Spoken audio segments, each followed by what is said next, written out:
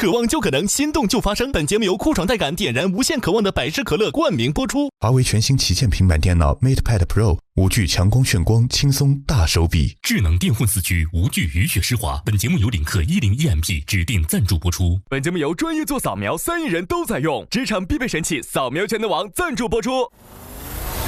这次面试的我们的考核环节是试镜2个类型，第一个板块类型是新闻播报，第二个类型是访谈。我们会淘汰2位。哇，直接就淘汰2个，竞争好激烈。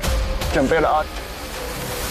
哇，就是短时间内高强度的这种准备，太难了，所以这是极限考战。他还要单独播报。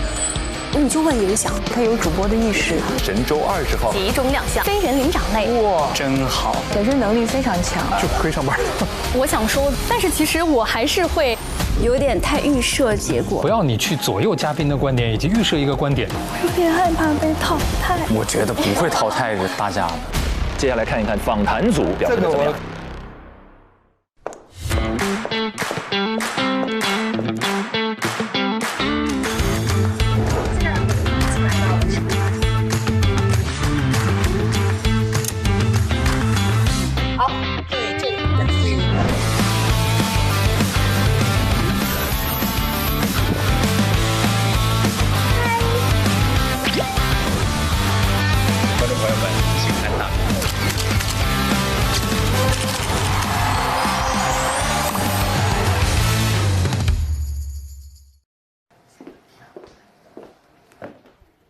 我提醒一下大家，5点20的时候，大家要交一下那个提纲。对，好的。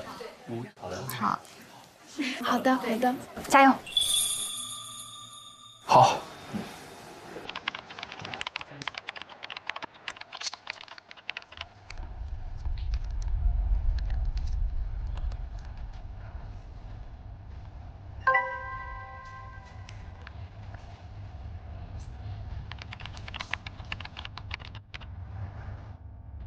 90分钟太难了，我觉得。那像您如果做一个20到30分钟的访谈，您会准备多长时间？至少你得给我几天。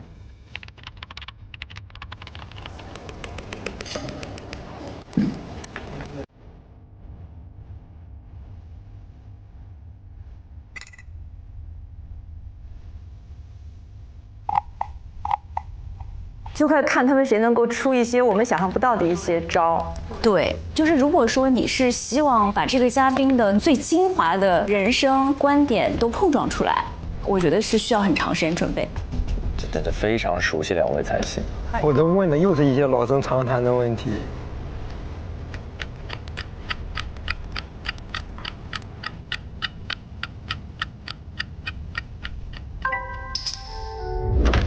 刘奎首先就交了。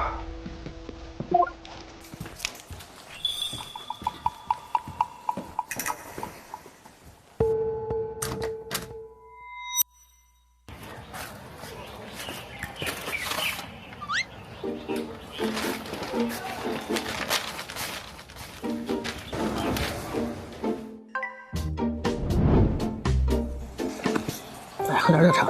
其实采访是次要，其实喝茶是重要。这种方式我是特别喜欢的。哦，做了一些功课。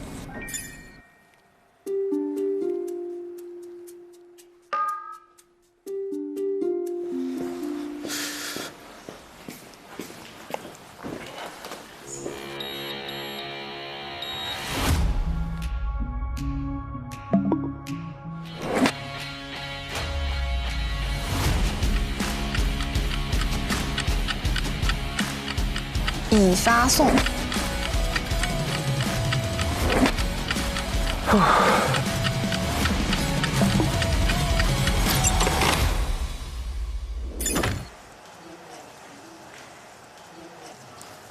你们仨是一个题吗？对，李立新老师。哦。很空的小里面。那刚才这个还是准备了哦。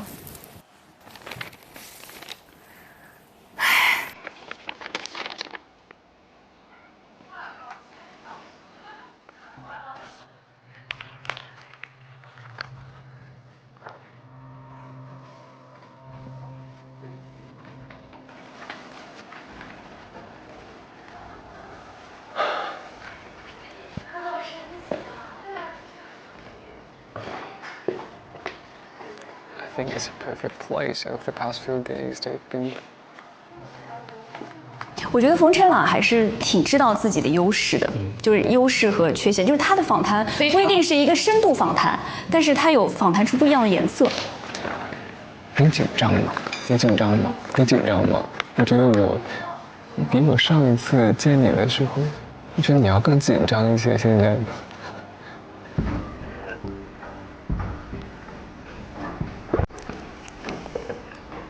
给你今天心情打分。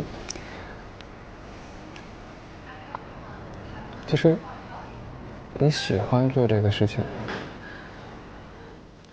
就是如果说从素人非这个科班专业出身的话，我们觉得杨利卫的状态明显要好。Hello， 各位亲爱的观众朋友，各位亲爱的观众朋友们 ，Hello， 各位亲爱的观众朋友们，各位亲爱的观众朋友们，大家好，欢迎来到深蓝歌厅。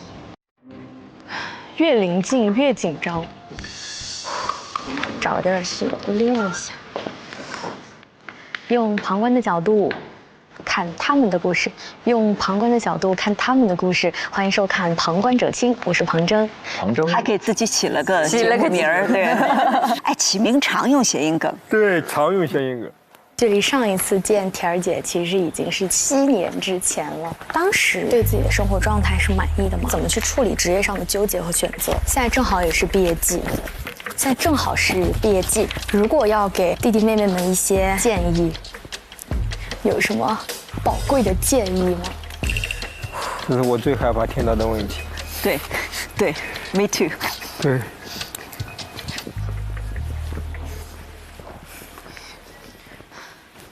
你前2天睡得好吗？特别不好。师姐，你来参加这个节目，你压力大吗？很害怕，很焦虑。我是一个在做事情之前我会想很多、很焦虑的人。我其实很突然来这边，我就最近这1周才定下来，就是决定要来。哦，因为我一直在做主播，我觉得我是没有资格来这个节目的。为什么？他本来这个节目就是给应届毕业生，然后你本科、研究生都是播音主持，为什么你会想？只是你选择在干这个，你只是选择做主播而已啊。你是我们对吧？就是18主持专业这么好的一个，你在我们学校专业是出了名的好。没有，你怎么可能没有资格？你在说什么？没有，不要。我觉得大家好像都对自己不是很自信，就是因为我感觉我做了主播，然后再来做这个就已经偏离这个职业已经很久了，所以我再回来的话，我合适吗？我有这个资格吗？我的专业能力能匹配得上吗？我想很多。各位老师们，大家好，我叫庞真，本科和硕士都毕业于上海戏剧学院，来自湖南。当年是从湖南省的播音联考第1名，到上戏本科录取的第1名，全国第1名，再到上戏的研究生考试、硕士笔试面试的第1名。哇！在校期间，其实我也是连续4年获得了专业奖学金、综合奖学金，然后被评为上海戏剧学院的优秀学生和优秀毕业生。好家伙！根本不知道第2名是什么感觉，是拿过第1名。我曾经为了验证水上逃生的细节，在橘子洲头从5米高的沉船上一跃而下，然后我也跟着环塔拉力赛的车轮扎进了新疆的荒漠，在漫天黄沙当中驻扎了半个月。哦呦，在家里好厉害！哇！我看你做带货主播挺多的是吧？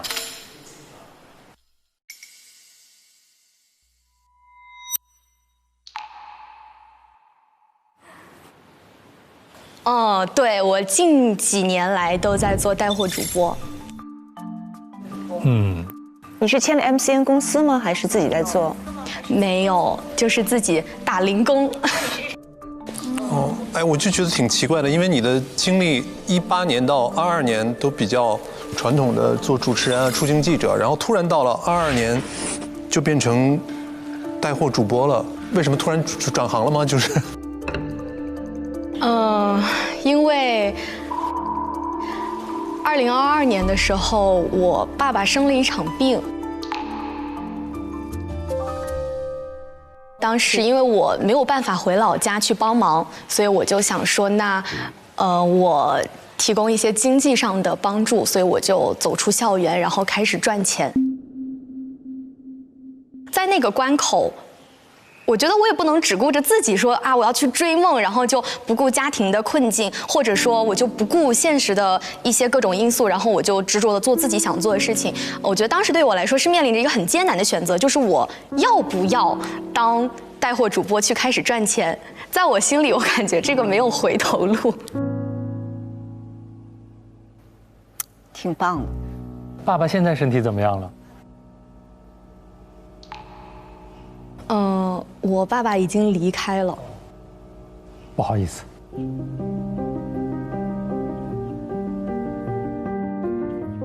22年对我来说是非常煎熬的一年吧，很难过。爸爸生病这件事情，我全家人瞒着我，我一直到考完研之后，我妈妈才告诉我这件事情。然后我就意识到不行，我说那我也出不上力，我也帮不上忙，那我就去赚钱。所以我在家里没有待多长时间，我立马就回到上海开始做直播，然后每天白天播，然后晚上回家哭。叫做今月曾经照顾人，今人不照顾时。宽高来进行到哇哦，非常可爱的泡泡机。水仙可能在想，哎，这是一种1把这么多了，这个太厉害了。其实我最终的梦想成为主持人，也是我之前和我爸爸的约定，就是他内心一直坚信，他未来一定能在电视上看到我。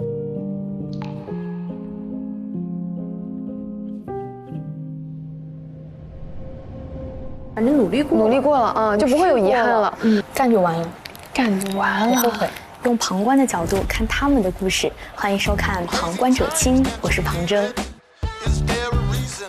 再来啊！今天我们节目请到了这位姐姐，她如事业的分岔路口，她坚定选择在人生的褶皱里。18年，当时我们在一起。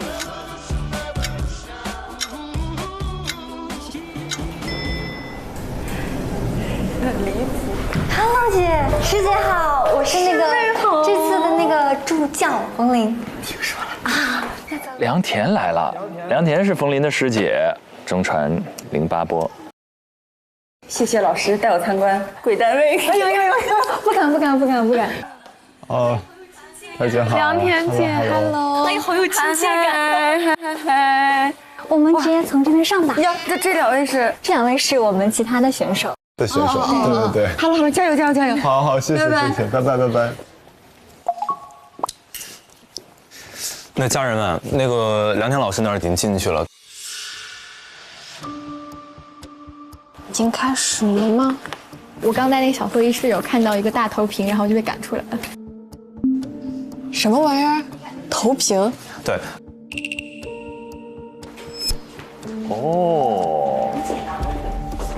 等一下，在这儿哦，看在这儿，就在这儿看，对。他们是直接呈现，难度翻倍，跟新闻还不一样。哇塞！出个稳定的主持岗位走出来，不少别人的期待。当时你是怎么在实现？肯定认识啊。如果到了东方卫视，你觉得你适合什么样的节目类型？我目前来说，我觉得比较适合和感兴趣的，可能是一些访谈类，还有说文化类的一些节目。首先是我个人的兴趣所在吧，我可能比较喜欢挖掘一些别人的故事，还有包括去探索一些文化知识。我觉得这个也是我之前在我学校里面参加过的一些主持实践当中有一些这样方面的积累。现在生活状态大分。你准备怎么样了？还行，我有点害怕，因为也没有采访过这么厉害的老师。没事儿，我觉得你做采访就是你不要把对方放在一个高位去看，就你更加把它当成是一场属于你们俩之间的聊天。对。好的，加油！谢谢，你也是。宁宁，走吧。有什么需要我提供给你的不？帮助什么的？我也不知道。这，当心。来了，我们实习生宁宁老师好。嗨。你好，梁姐老师。来了，张宁宁。我觉得梁田是一个很聪明的嘉宾，而且他是一个很好的访谈对象，就是希望张宁宁能够有不一样的一个切入点。对。也蛮期待的。请坐，请坐。谢谢，谢谢。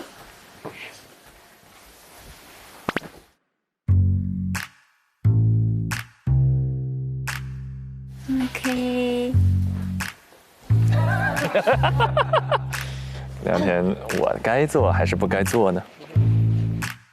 这就属于比较没有经验的学霸，自己先坐下了。学霸都这样，来开工干活，你干你的，我干我的。我坐下来，你也来吧。这是清华那学霸的，清华学霸是。我们要给宁宁戴一下耳返。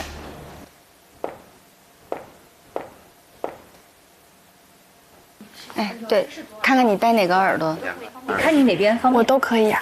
或者我建议你戴这边，这儿吗？对，因为咱俩说话，你这个耳朵能听见我说话，对吧？你戴外头那一侧，没有戴过，没事。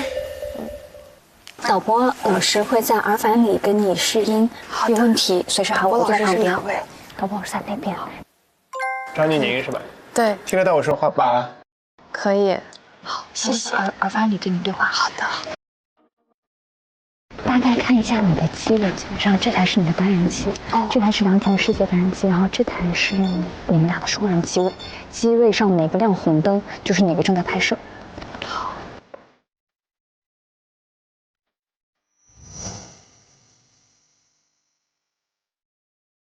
这个真的给他讲清楚，他真不知道，因为他们平时没有进过演播室做这样的节目。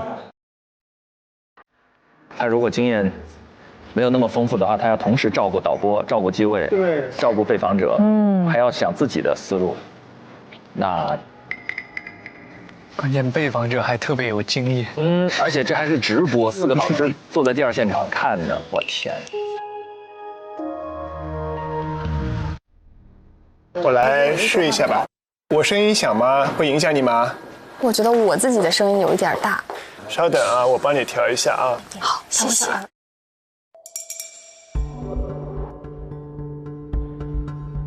该上带的都上带了啊。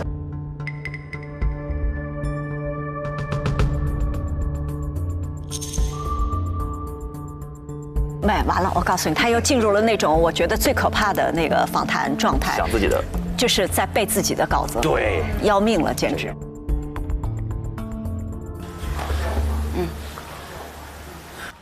聊2句啊，梁田那么好的人。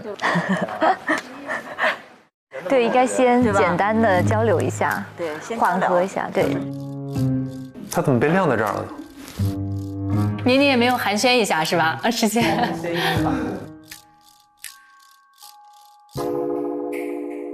其实梁田老师一直在寻求机会要沟通。梁老师忍不住说：“我来聊2句。”妹妹你叫啥呀？妹妹你叫啥呀？哎，你看。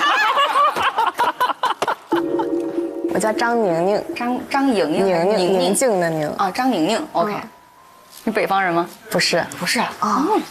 我是一个在江苏长大的福建人。江苏长大的福建人呐？对呀。哇，福建人，以德服人那个福建人呐，听不出来一点儿。反倒感觉梁田更热情一点。宁宁像嘉宾。嘉宾在暖场。反了。宁宁，我们准备开始了，好吗？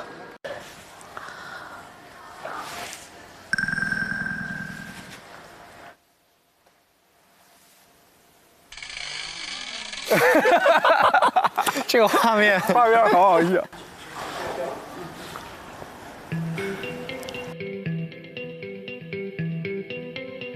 或者你要再等一下也行，没事啊。再缓缓，再缓缓。谢谢。没事儿，没事儿。我能感受到你的紧张，没事，坐一会儿就好了。我紧张太明显了。没事儿，都经历过。哎呦，他们在等待的时候，我也挺紧张的。但我觉得这个比新闻的紧张要好很多。就是他们那个即时感，就是你好不好，错不错，就瞬间就这个后期还有补救。对，但实际现在对于他们来讲就是也紧张，肯定紧张，肯定紧张。你们2位就坐着呢，还是要迎接一下嘉宾走进来？都可以，你设计。你可以自己设计，我配合你。就坐着可以吗？坐着可以，没问题。那就坐着，好吧？怎么样，宁宁？好，可以。那我们就准备吧。3、2、1，好。观众朋友们，大家好，欢迎来到今天的节目，我是张宁宁。今天我们请到的嘉宾，大家应该都非常的熟悉了。他曾经是知名的主持人，而现在呢，他也解锁了更多元的生活方式，从多元的赛车场到话剧舞台，从镜头前的好物分享，再到充满烟火气的日常。他现在也解锁了非常多不同的生活方式。他就是梁田，欢迎梁田世界。Hello， 主持人好，大家好，我是梁田儿。梁田姐，之前我也有一直在看您的自媒体账号哈，发现您最近的生活特别的丰富，也特别羡慕您那种生活和工作非常平衡的状态。之前看您那个在海南文昌的看火箭的那个视频，特别有感觉。对，就最近发生的事，哇，我的电子闺蜜follow 我的这个社交平台是吧？因为我之前也看你的置顶视频哈，总结了去年参加过很多个第一次的事，然后想了解一下，就是你最近有没有什么新的尝试？新的尝试啊，我觉得好像就是看火箭发射这个事情，应该是最近的一个人生新体验。因为我以前就是在原单位的时候，我是主持过很多航天类的节目或者晚会。自己也很喜欢那种科幻作品，对于太空，对于宇宙，其实我自己也非常感兴趣。然后我就说，那咱既然跟航天这么有缘，然后7月份又有这个火箭的发射，我要真的亲自到现场，用自己的双眼去感受一下，那个火箭推进器把那个天空点亮是什么样，然后那个迎面而来的风到底是多大的风，那个声音到底是多大。所以我就是，最近解锁的人生第一次就是去看火箭发射。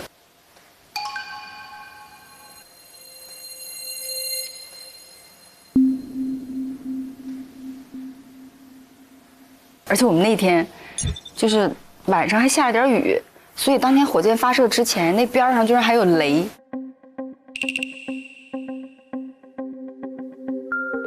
再追问一下呀。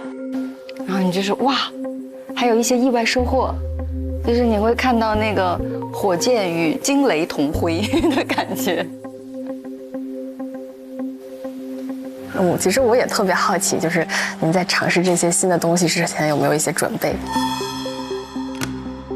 他应该再追问一下，这其实都可以再往下讲，都会有特别鲜活的故事的。一些准备呀，我觉得是要。打个比方，我第一次开赛车这件事情，那我的准备就是在赛场上要尽量保证自己和别人的安全。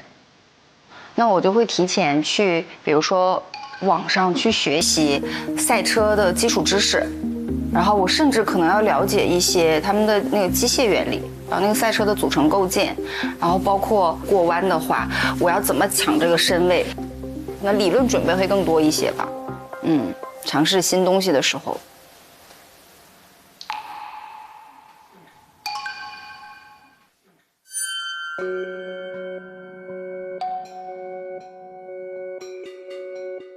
反正就是我大概是要做一些这种理论性的准备，然后尽可能的以现有的条件去进行一些实战上的准备，比如说问朋友借一辆手动挡的车，赶紧复习开一开这样。他好像太依赖于自己的提纲了。其实是我自己本身喜欢开车，就是我自己平时上下班开的那辆车，我就觉得上班开车那段路都很享受，我很享受方向盘在自己手里的感觉。坏了，他自己收完了。哎呀，太沉下来了。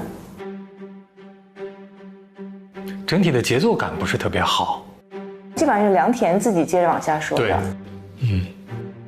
所以赛车这个，一个是当时有导演组找过来说，感不感兴趣？然后我又很喜欢开车，我说那来呀，咱们没开过，但是有意思呀，我就去了。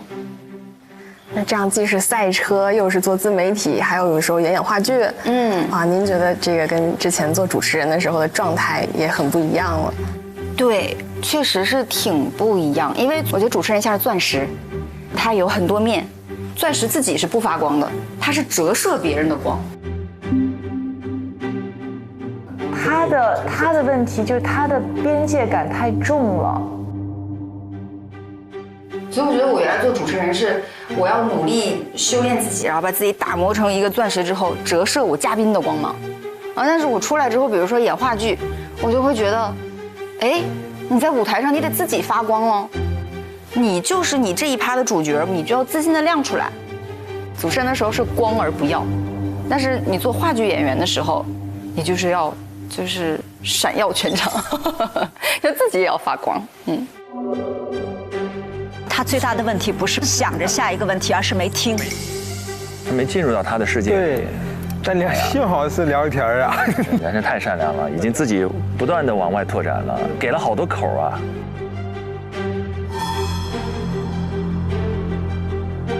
整体有点怯，在怯场，他被压住了。他显然是有一些后来信念感就没了。但是他讲话的语调是好的，语调就是沉的，然后表达也没有问题的。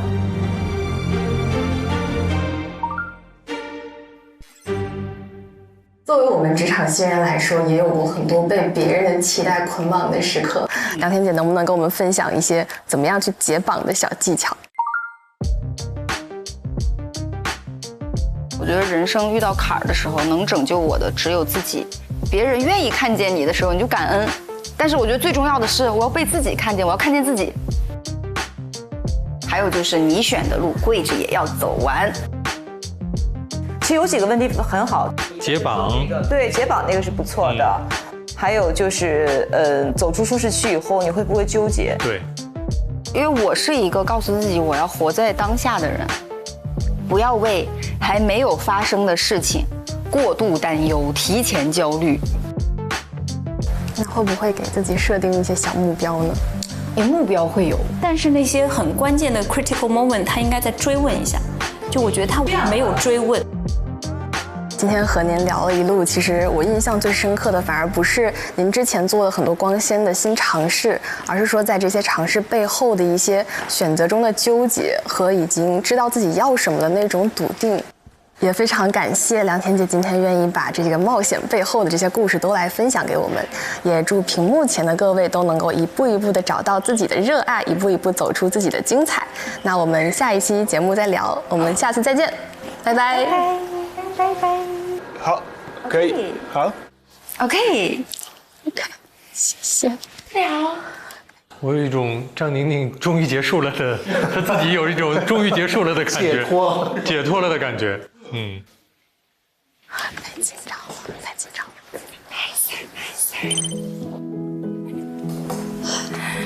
歇会儿，歇会儿，歇会儿。谢谢姐。那我先下去休息好了。哎呀妈呀！是不是特好？不好，贼紧张，紧张忘光光。没有。但我终于可以歇会儿了。怎么样，宝？哎呀妈呀，紧张的忘光光了。是不是不按提纲来了就不按提纲来了，就不知道在说什么。我已经，那你也撑下来了，就很棒啊！完成最重要，就是靠姐的这种善良在支撑我的采访。天哪，哎。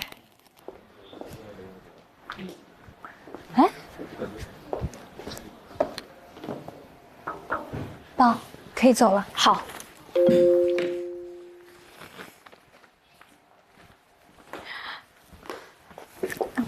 庞征来了，做卖货主播的那姑娘对吧？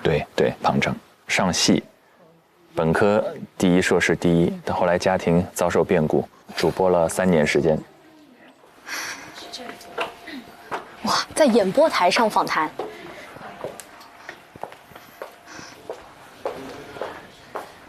熟悉吧？像不像你们上戏那个主持班的那种上课的感觉？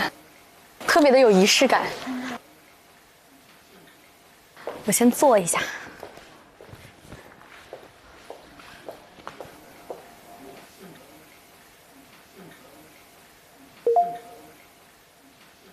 庞征是吧？对，我是庞征老师。声音是可以的。专业。3号机是我的机位，对吧？对。然后嘉宾的机位是哪一个？是这个。然后这边是主机位。好，没问题。然后我现在模拟一下，我现在看向嘉宾的这个视角，然后在镜头里是 OK 的吗？现在是可以的。这样，好。Q 导播老师了已经。一看很有经验。专业。来喽！你的脸在转。田姐，我先给你握个手。哇，你真的好漂亮。哎呀，没有。我们之前其实见过。真的很久之前。对，有8年那么久，跟你一起录《天天向上》。各位老师好，我是2018级艺考生庞征，我是湖南卫视主持人梁田。很久，我又见到你了。那是2017、18年。对。今天是我看到你，我说我一定要访谈，对，但是访谈的嘉宾最后是抽签，但是命运就让我选中了你。哎呀，他一下子拉得好近呀！咱们就是说，我有点小紧张，你有点，我也有点。老师，想一会儿就是多多照顾我。谢谢田姐。那没事，看你的节奏，然后那个你觉得 OK， 我们就开始。好。套近乎成功。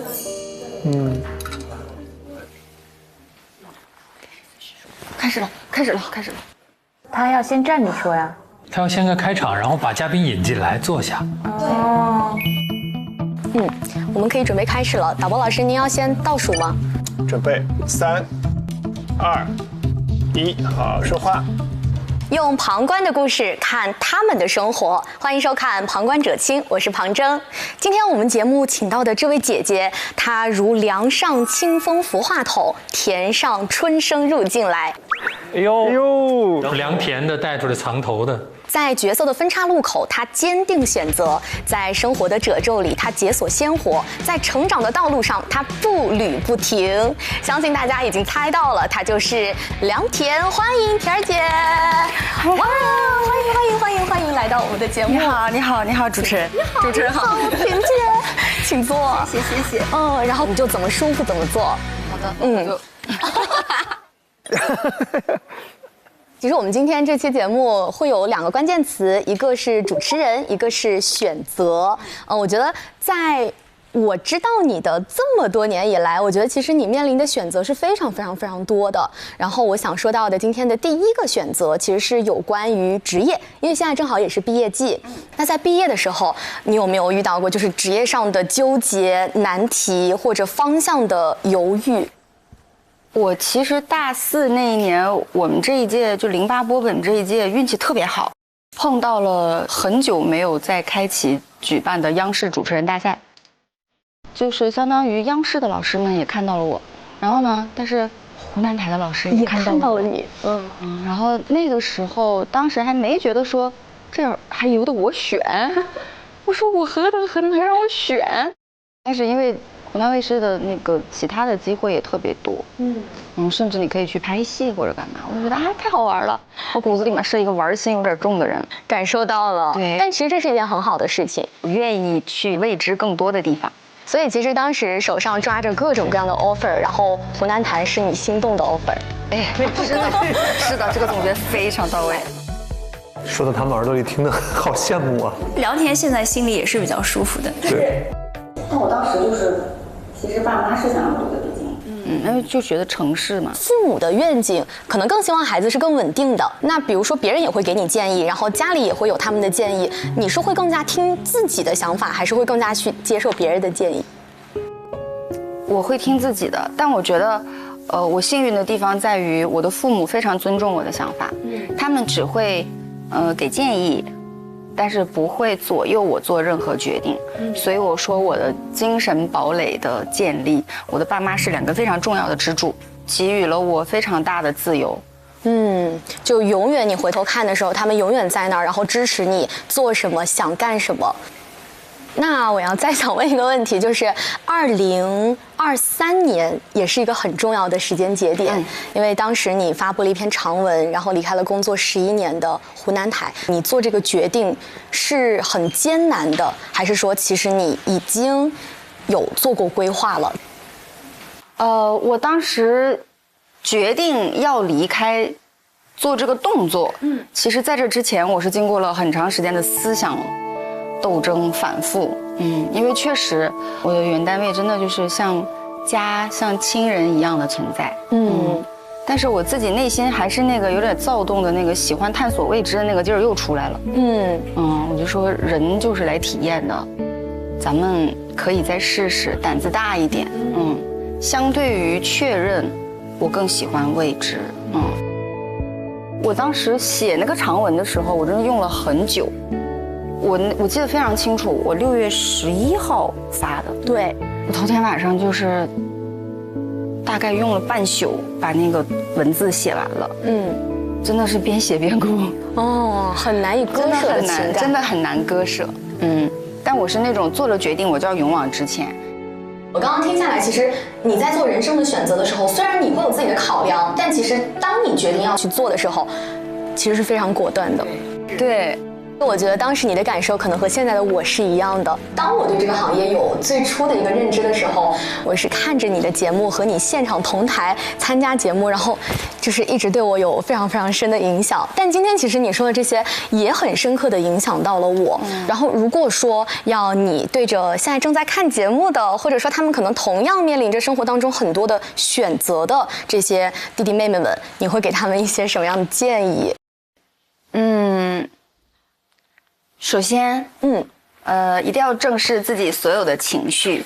就是大家都是平凡的、普通的，但是可爱的人。你面对选择的时候，有纠结、有犹豫、困扰、辗转反侧，非常正常。你就学会与这种感情共处。然后做了决定之后，咱们2横一竖就是干，不要回头。然后，这样的一番话，我觉得很大程度上鼓励了刚刚毕业的我。我就是今年毕业，我相信也一定会鼓励到就是正在看节目的这个人，然后在守候你的节目的哟。可以的，可以的，可以的，好幸福，有一种被幸福冲昏了头脑的感觉，是吧？就是他们那个即时感特别好，你看他每一句话都给了回应。这差不多可以上岗了。我也觉得是。从头到没有看这个本儿，没有看提纲，聊的就是心里真实的好奇。唐真20分钟到了啊，最长不能超过30分钟。其实我还准备了非常非常多的内容，希望以后还有机会和你探讨。但是在节目的最后呢，我还有一个小小的环节，就是因为我关注你的各大社交平台，关注很多年了，我有发现大家一些比较好奇的一些问题，然后我们来做一个快问快答，好不好？好。听一下自己的设计。I 人、E 人、I 人，稳定、自由、自由，吃甜吃辣。吃甜，吃甜啊！养生达人还是熬夜冠军？熬夜冠军跟我想象的都差不多。话剧演员、自媒体博主和主持人，最爱哪一个？主持人。我觉得我们可以给田儿姐一点掌声。谢谢，非常非常感谢今天能够对我很照顾，然后也一直在配合我们的节目，非常谢谢你。谢谢郑郑，之后还有机会再见到你。一定。好，那我们今天的节目就到这里喽。拜拜，拜拜，谢谢，支持郑郑。卢玉老师觉得怎么样？相当不错呀，他刚才很有设计感。要是我的话，我傻不愣登的就是坐在那采访。他有开始有结尾，中间他有设计的那个小的环节，很完整，很成熟。非常完整。旁观者请非常好。然后湖南卫视就是你心中的 offer。那个快问快答我是真没想到，我是觉得已经结尾了，相当于在结尾又掀起来一个小高潮，非常好，我觉得，真的。估计2天录完也很舒服。当然了，我已经期待下一期《旁观者清》了。还有巧思，有设计，做得真好。对，整个自然又落落大方的那种感觉，很有代入感哦。听进去了，对，很真诚，很真诚。Hello， 老师。嗨，大家家好。嗨，师姐好。想合照的抓紧机会，因为一会儿没有，你们还有没考试的，先去准备考试啊！就先别跟我哈拉，好吧？就你们要准备没考试的，没考试，好吧？下一个到晚了，我还没考呢。还没考，对他还没考呢。我是易静老师第一个，那只有我了。对对，我要跟大家求合影啊，那婷姐发话了，大家要不跟大家拍合照？可以。太好了，太好了！哇，开心开心！来，3、2、1。你每次考核心态都那么好，有什么小妙招吗？我给你分享我的宝藏电子资料库。平时有海量的纸质资料要处理的时候，我都会把重点内容扫描存起来。你看，做好关键的标注，就可以一键搜索定位，找起来就特别清楚。哎，那确实很方便哎。就是我平时都是用扫描全能王来扫描证件、报名材料，我没想到还可以这样用啊。对啊，所以嘛，用专业的工具提效，把时间用在提升专业度的刀刃上。下次我也要试试。2位实习生访谈，2种风格。哎，各位看完之后什么感觉？旁征这个采访的话，会让嘉宾一上来就会很舒适，很容易打开自己，包括台本啊，包括问题啊，包括他的这些策划，我觉得他是一个真的综合能力非常强的一个选手，真的很优秀。首先，他有一个自己节目的名字，还有他开场白，针对这位嘉宾用心去斟酌过，然后这个开场白也很惊艳。今天我们节目请到的这位姐姐，她如梁上清风拂话筒，田上春生入境来。然后又有一些走心的问题，让被采访者应该也会感受到他的用心。所以其实当时手上抓着各种各样的 offer， 然后湖南台是你心动的 offer。哎，是的，是的，这个总结非常到位。然后再加上最后快问快答又有一个节奏上的变化，会对他更有探索欲，更有趣味性，然后又很年轻。I 人、E 人、I 人，稳定、自由、自由。我就觉得整体这个栏目对于我来讲，我可能就会对于这样的场景是很舒适的。就是我觉得大家感受其实是一致的。庞征老师，我觉得那我就没有资格评价了吧。表现得太好了，我都想上一次他的旁观者去。他预约了，我替他预约一下。第2期的嘉宾啊，志胜。宁宁，各位看完之后什么感觉？我觉得宁宁可能就是因为能明显看出那种缺少经验的感觉吧，应该是，她就是依赖于自己之前准备的提纲，她更少的在现场自然的那个反应，以及与嘉宾的那个自然的互动，好像相对少一点。我觉得张老师刚才说那个，就是宁宁的有一个点是特别正确，就是她没有在听被采人的发言和他的观点，他只是一直沉浸在自己的那个问题里面，就很难去互相交流。对，能听其实已经是一个很后段或者很高级的技巧了。我觉得听不是一个高级技巧，听是一个基本态度。否则你为什么要访谈？来表演提问吗？好犀利！我们哪怕是个小学生，我们跟我们的同桌聊一聊，那也不能说你准备了一个提纲，然后我跟同桌我只问我的问题，他说什么我不管，我准备下一个问题，这是不正常的，对吧？我感觉他在考试，完全对呀。但是庞征已经把它当做真正的是一个我的节目，我的访谈了，这是经验差别。对这个人本身缺少好奇心和探索。对了，你说了最重要的事情，我觉得好奇心才是一个访谈者的主要动力。就如果没有好奇心的话，你问到的问题是怎么拉近你和观众之间的距离呢？因为你是在代表观众好奇，代表自己好奇。我觉得就是真的要放松下来，就找到自己真好奇的地方，而不是自己提问，听起来最有哲理。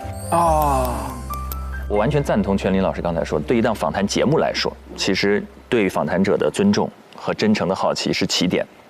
然后庞征呢，不仅有舞台上的经验表现，更是分享了他生活中一段稍显沉重的过往。然后呢，在父亲生病的这样一个突发事件的影响下，他开启了自己的带货主播之旅。我也想问问各位，在你们心中，如果做了带货主播这个选择，对成为一个好的主持人，会有一些影响吗？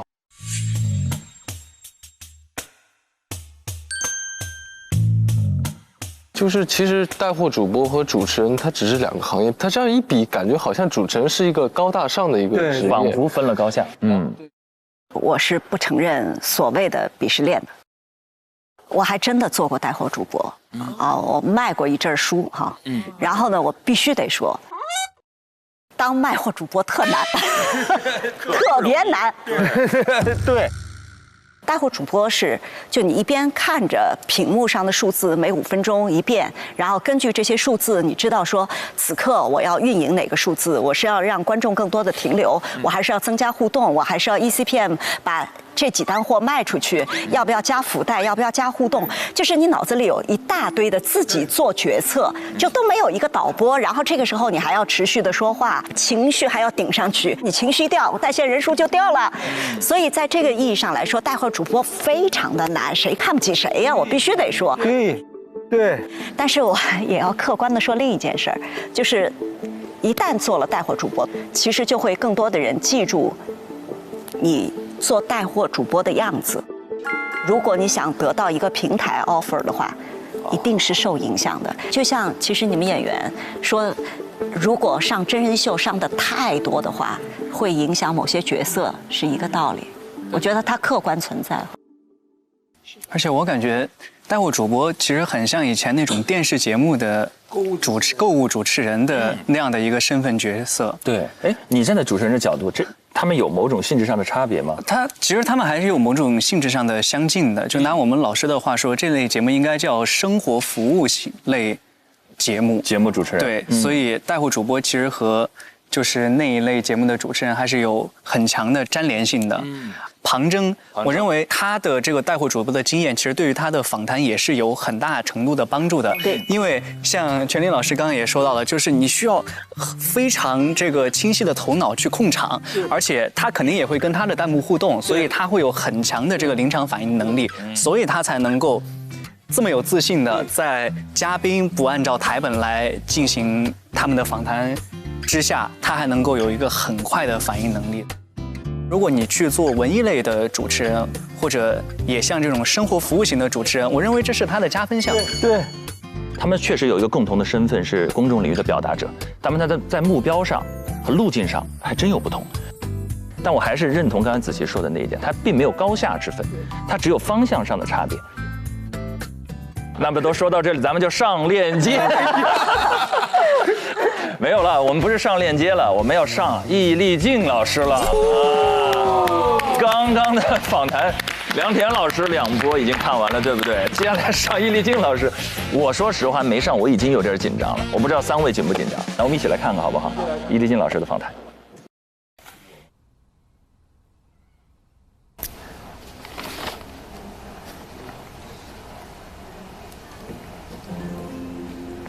我的妈呀，已经写了一篇论文了，这是。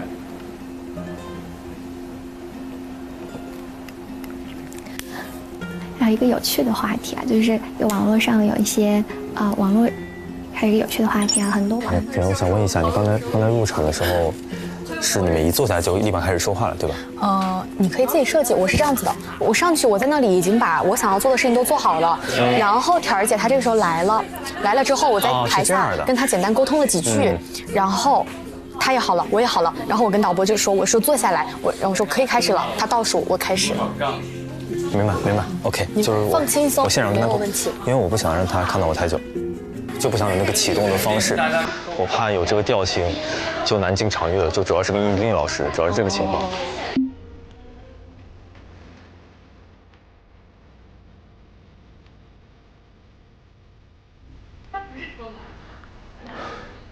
怎么了？没有，我感觉你好惊弓之鸟啊。因为马上到我了。他得让自己嗨起来。你需要来点状态吗？不需要。他现在很有状态。他消耗了。的确害怕。昨日如临大敌呀！哇。紧张不？从现在播的，现在播。这脱口秀演员素养的时候到了。刘奎，哎，走，好嘞，我加油加油。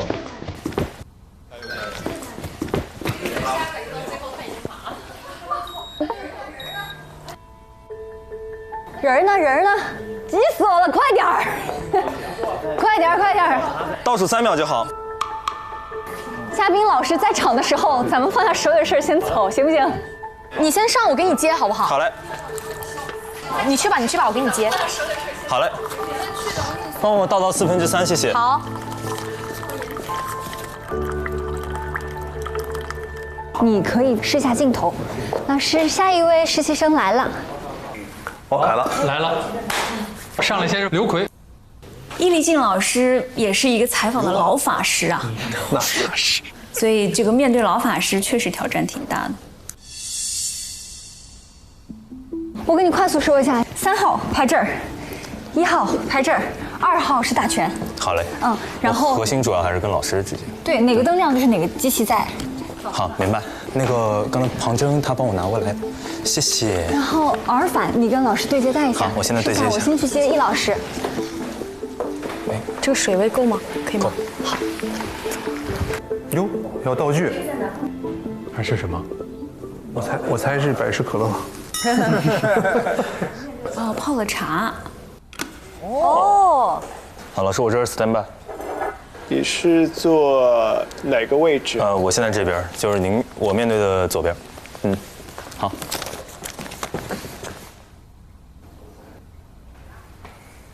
Hello， 姐，你要下去吗？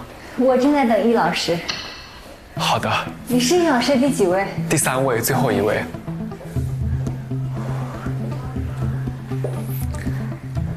哎呦。哦。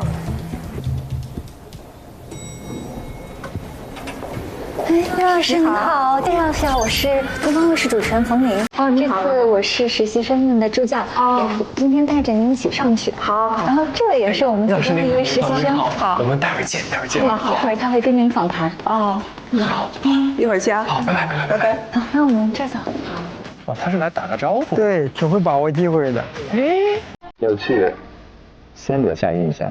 楼上是我们一个演播厅的访谈区。来了。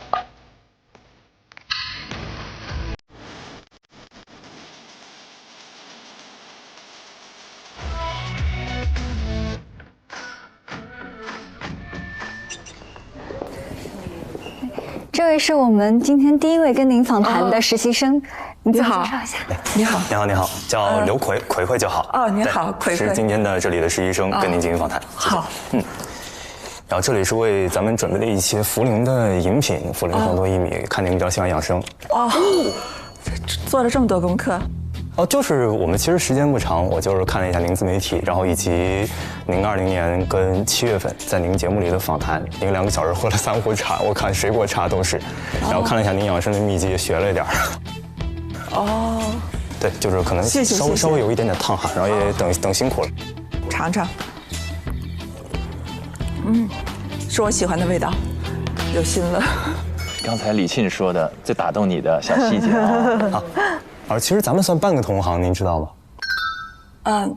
对，您可以猜一猜我的本职工作。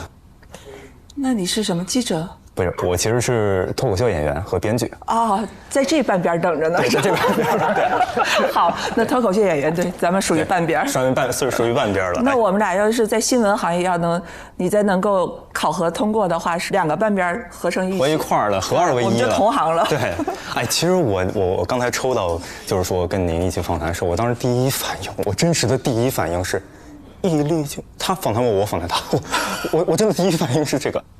因为从职业属性来说的话，那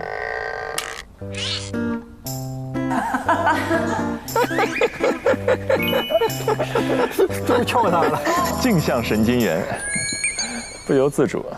我有一个特别好奇的点，就您作为一个这么多年您自己节目中对其他人的这么一个访谈者，突然被我访谈，我这么一个一看小男孩，大学刚毕业，实习生访谈，您会有什么样的心态或者说好奇吗？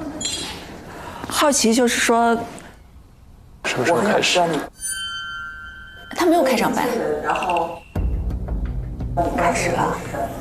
从职业属性来说的话，那我比你虚长了一些嘛，那肯定是，比如说进入这个行业时间也长，我很想知道你关注的点是什么。他们到底开始了吗？没了，开机了吗？他直接进入了。对呀，还是说这是他的一个热身问题啊？我本身其实也进行了一些。我们可以开始了吗？啊，哎呀，你看刚才没有跟导播沟通。啊，我这里已经是开始了，老师。已经开始了。对，我们已经在聊了。那我们继续吧。嗯，好，继续就好。嗯。这个就是欠沟通，欠和导播以及摄像之间的沟通，就是我们就很自然对话，然后就进入了。对，但这个之前要跟别人沟通好的，你们要开机就只要坐下就开机。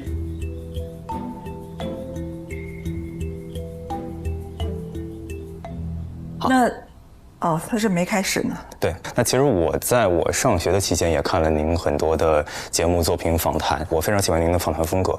因为我觉得我个人其实也采访过一些公众人物的职业，大家其实在言语空间上是谨慎、幼稚谨慎的，因为怕稍微一点话语就会引来攻击或者引来谩骂的声音，这是非常容易的，也很正常。所以我想知道，您这么多年保持您如一的这个访谈风格，不管他们的标签是直接还是所谓的毒舌，您对于这个标签会有负面的一些情绪吗？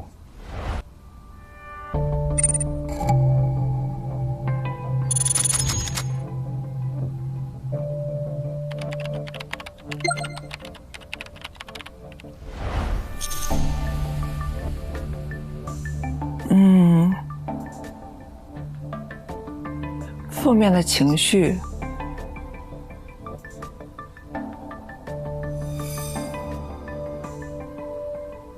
可能用词不太恰当，或者有什么样的看法呢？这也做一个小学弟的想法。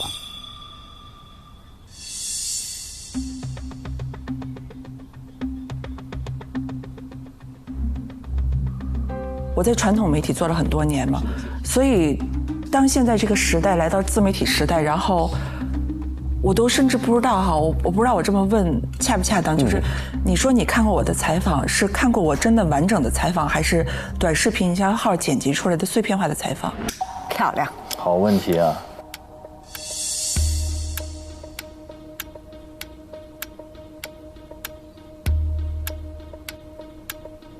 有碎片化的采访，有完整化的采访，但我说实话，对于一些您可能直截了当、比较尖锐的问题，我大多数都是在那个传播领域下、传播思路下看的碎片化的采访更多。对。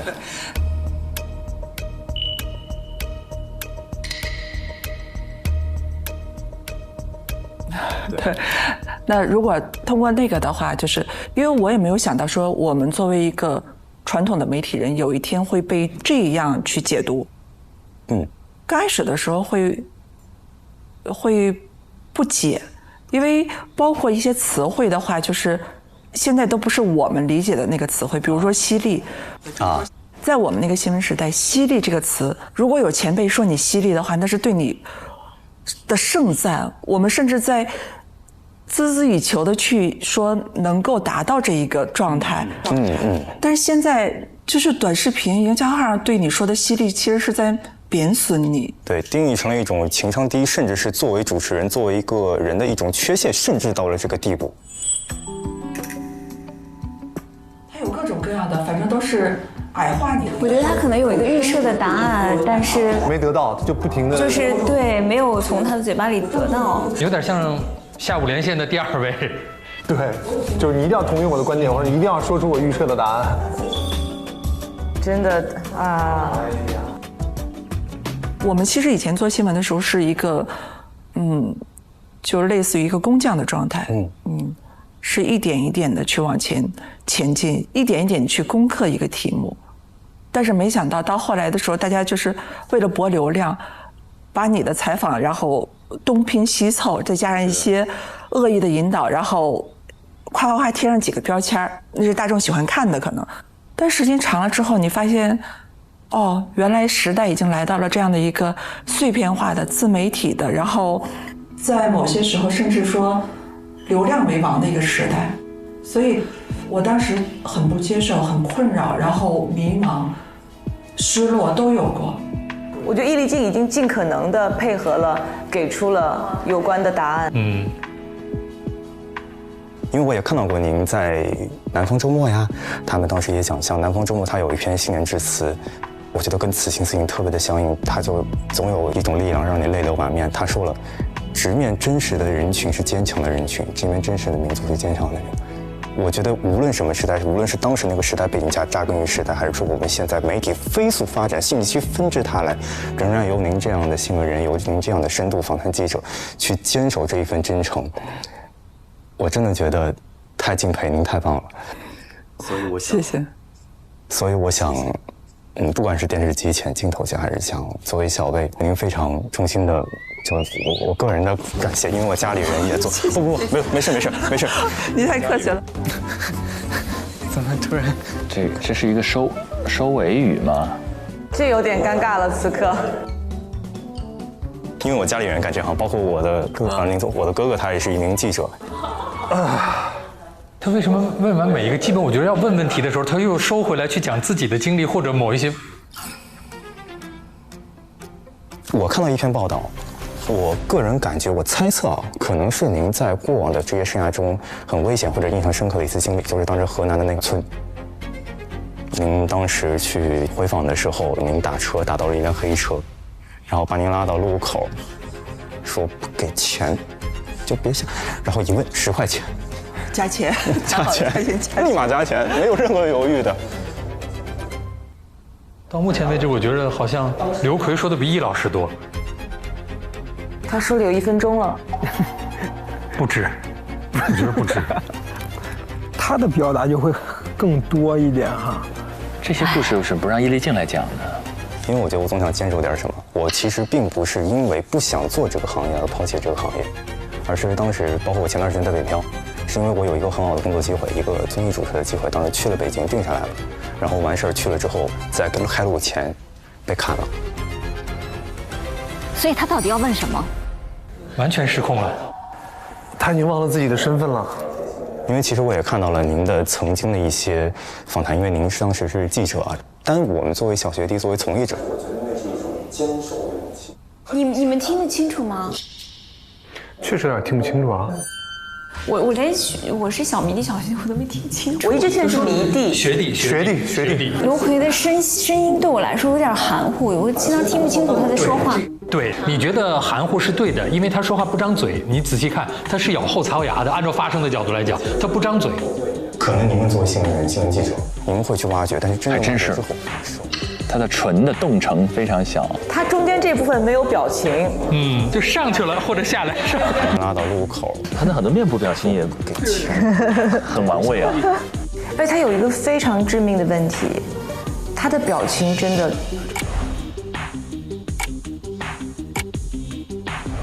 他紧张的，他其实是倾尽全力在想要讨好这个嘉宾，对。可是这个就非常不巧。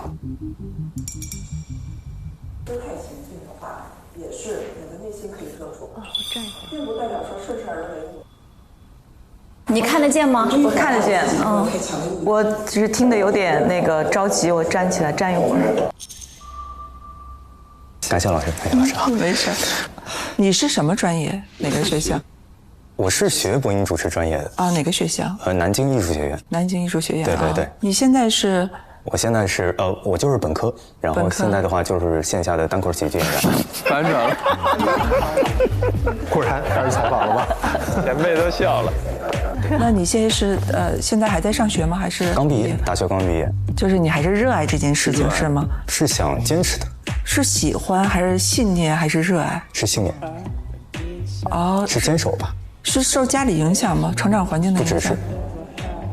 我觉得是他到现在还没意识到他在被采访。完了，角色反转了。其实我觉得回到开头，就像99年的时候南方周末说的那句话，只要我们好好走自己的路，总有一束阳光会打在我们脸上。那也特别感谢老师，真心的特别感谢老师，有一次机会跟前辈有这样的交谈。谢谢你，感谢老师。好，辛苦，谢谢你。好。结束了。你现在好像是比刚开始的时候松弛一点了，是吗？松弛一点。你是不是好紧张？刚开始的时候有，其实后面的跟您交流到中间，感受好太多。理解。谢谢老师。老师，我可以跟您合个影吗？好，特别想。好，我已经准备好了。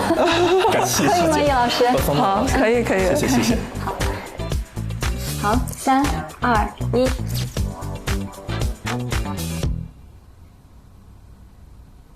谢谢老师，谢谢老师，特别感谢，真的，好，特别感谢，辛苦了。好嘞，哎，您要再喝会吗？啊，没事。好嘞，那我先拿下去。好。好嘞。好，没事，谢谢。他应该下来把自己的访谈看一遍，就知道问题在哪了。就看一遍就 get 到了。Oh my god， 它结束了。嘎。时光一去不复返，往事只能回。看来不错哟，这小曲儿哼的。下班了。因为他自己把自己那段说完之后，已经感觉稳了。对。太牛了！我刚刚在外面偷偷的听到了。你在听？我听到了，你讲可好了。对你讲可好了，声音蛮大的。声音大吗？大。我觉得我是一直这样说，我知道。可好，就是特别松弛又自然。Chill man, chill man, chill。林蔚也是智胜，在一开始 pick 的实习生啊。到你了吗？哦，下一位是你。救命！能紧张吗？哦，晕过去了呀。别晕。你坐咋坐？你们当时我这样做的，这样做的。这样你们看会奇怪吗？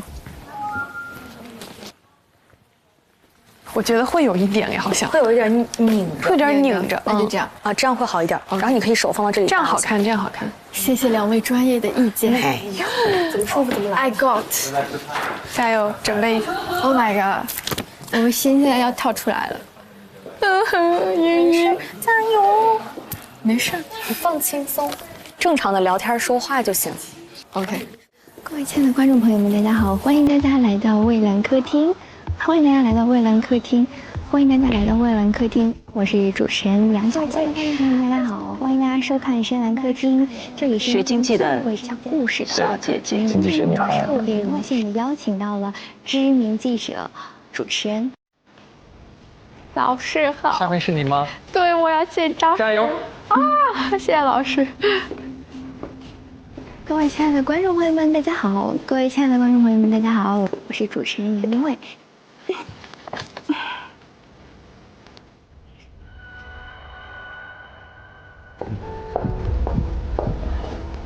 走吧。紧张？没事。依依，完全放轻松，不要紧张。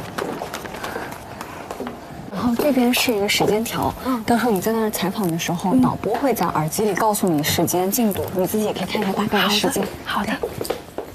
老师们好。我要在哪里待机？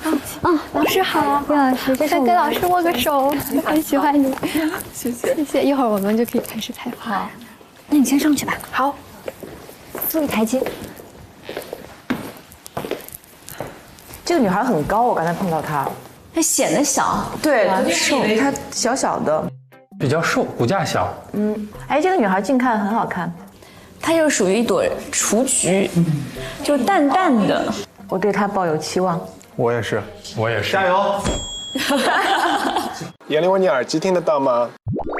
你可以说几句，我们试一下声音。易老师你好。你好，我叫杨林蔚。羚羊的羚，蔚蓝色的蔚。杨林蔚。对，挺好。试声音的时候顺手把那个对环节也推进了，破冰破了。你这边这个头发捋一下。这样 OK 好，谢谢老师。咱们的嘉宾都好好啊。好，5、4、3、2、1，好，说话。各位亲爱的观众朋友们，大家好！欢迎大家来到蔚蓝客厅，一间最会讲故事的会客厅。我是主持人杨林蔚。今天呢，我们特别荣幸的邀请到了知名主持人还有演员易立竞老师来到我们的会客厅。演员？易老师演过戏吗？我还真不知道。他说主持人吗？他说演员。还有演员，应该是不是做过功课啊？没有，我觉得就是一时紧张。口误啊！易老师您好，非常荣幸见到您，您可以先跟我们的观众朋友们打个招呼吗 ？Hello， 大家好，我是易立竞，但是演员这个身份可能哎，捕捉到了。我倒是偶尔客串过，但是还算不上演员。挺好。今天呢，其实我们主要的一个主题是有关主持人，还有就是衍生的相关自己热爱的职业这样的一个话题，想要跟您来聊一聊。因为您作为主持人之前，其实我了解到是从事了很长时间的记者，还有主笔的工作。那当时选择记者这个工作，您是自己本身就特别热爱，还是一些机缘巧合的机会呢？机缘巧合，您能跟我们展开分享一下吗？机缘巧合进入到这个行业，然后在做记者之前，我做过很多其他的工作，比如说我开过服装店，哇，我卖过涂料，我做过很多，就是你们可能大家都觉得跟我后来做记者这个行业完全不搭嘎的一些职业，然后一个偶然的一个机缘，然后进入到了新闻媒体这个行业。我在想说，这才是我要寻找的，我想要做的事情。明白。那想问一下，在这个转型的期间，您觉得会有一些难点吗？就是从记者转型到主持人来说。相对于我以前做记者的话，我只是记者型主持人，我只是转换了，就是说有镜头面对我。对，所以那会儿的难点的话，就是我怎么在面对镜头的时候能够自如一些。会有一点点紧张吗？当时在转的时候。开场聊得还不错，他已经想办法去追问细节了，不是紧张，也是一个机缘巧合的情况下，就是顺势而为的就出现在这镜头前，然后坐下来感觉还挺不错的，就后面逐渐的。是因为后来的时代在慢慢变化，就是电视媒体或者视频它成为一种大势，对，所以我就顺势而为了。对，其实像您的风格，我们了解下来，感觉是一直是用比较简单的方式去直面对我们的受访人。那这样的一种方式，您当时就是怎么样摸索出来，或者是怎么样形成的这样的一个风格，可以跟我们分享一下当时的经历吗？简单的方式指的是什么？就是比较直接。坏了。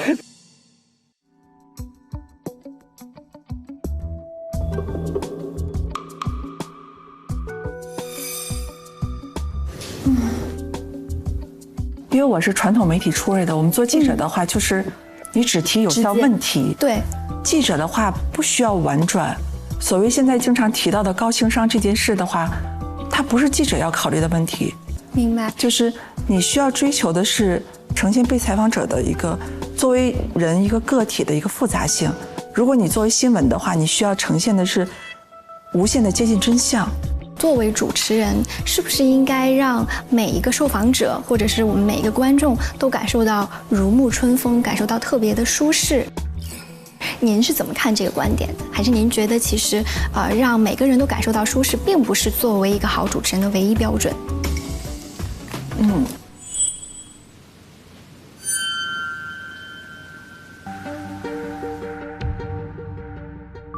我在想说，主持人的话分很多不同种，因为我只能说我自己，我是记者型主持人。那我们要做的事情是提出问题，我们不是要跟被采访者做朋友，然后我们是要微微的挑战对方。对，这个就是我其实刚刚想表达的点。我们不是为了让他舒适，我们应该相信对方的智商。可能有一些节目的主持人是需要让整个场或者怎么样如沐春风，或者在场所有人如沐春风，他是不同的主持人，因为主持人分不同种。了解。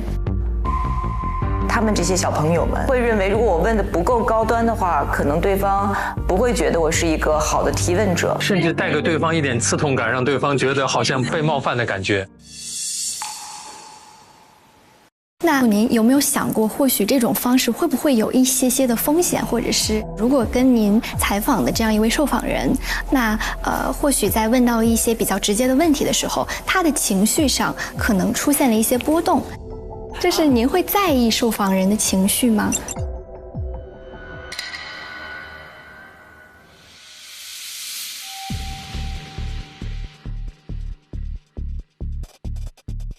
是这样的，记者的话，高效和有效，并不妨碍你同时要照顾被访者的情绪，因为采访这件事，比如说我们此刻坐下来，是由两个人共同完成的。是的，这个完成的话是，你是提问者，我是回答者，必须要2个人共同完成，所以你必须要照顾到对方的情绪。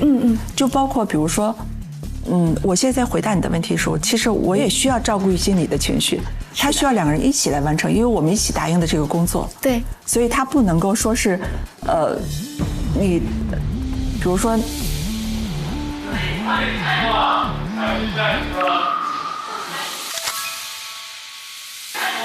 Oh my god！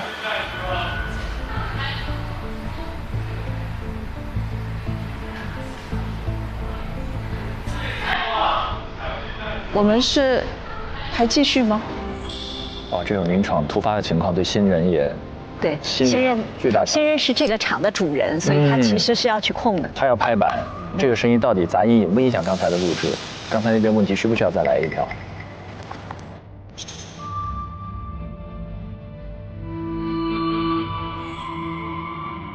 老师可以帮忙调一下外面的环境吗？他有在努力。那个让稍微保持一下安静，谢谢。楼下已经打过招呼了，可以继续啊。叶老师，您看现在可以吗？可以。信任这个东西，其实在提问的过程中，因为人和人都有气场，就是我们能感受到对方微妙的，比如说恶意或善意。对。如果我是带着一个恶意说去挖坑，你用再美好的言辞去包装这个问题，对方也会感受到，他也会抗拒。当你是追问一件事情，而不是想要带着一个偷窥的状态，所以在这个过程中会建立安全感，会建立信任。它是需要你去感受，它其实这个手感是需要慢慢去触摸，千锤百炼出来的。他就是欠缺经验，然后问题都很虚。关键是伊丽静在这个阶段，他一直在讲，我不太习惯跟别人分享他的人生，所以他等着别人跟他探讨我怎么样做主持人，怎么样提问。现在当今社会，我们身边有很多朋友也好，我们的观众朋友也好，大家其实都很想要努力去寻找到您说的这种热爱又为之这个沉迷的工作。那我们如何能够去找到呢？因为其实我觉得还是蛮多人没有去找到的。找到自己热爱的职业这件事儿确实挺难的，有人终其一生都没有找到。对，每个人都不一样。我的路径就是靠走量，因为我在做记者之前，工作过6年，做过很多其他的职业。但是每一个职业的话，我都觉得说，哦，就是这样，不过如此。直到我做了记者这个行业之后，才知道说，哦，原来是这样的。对，还有这样的一种职业。明白。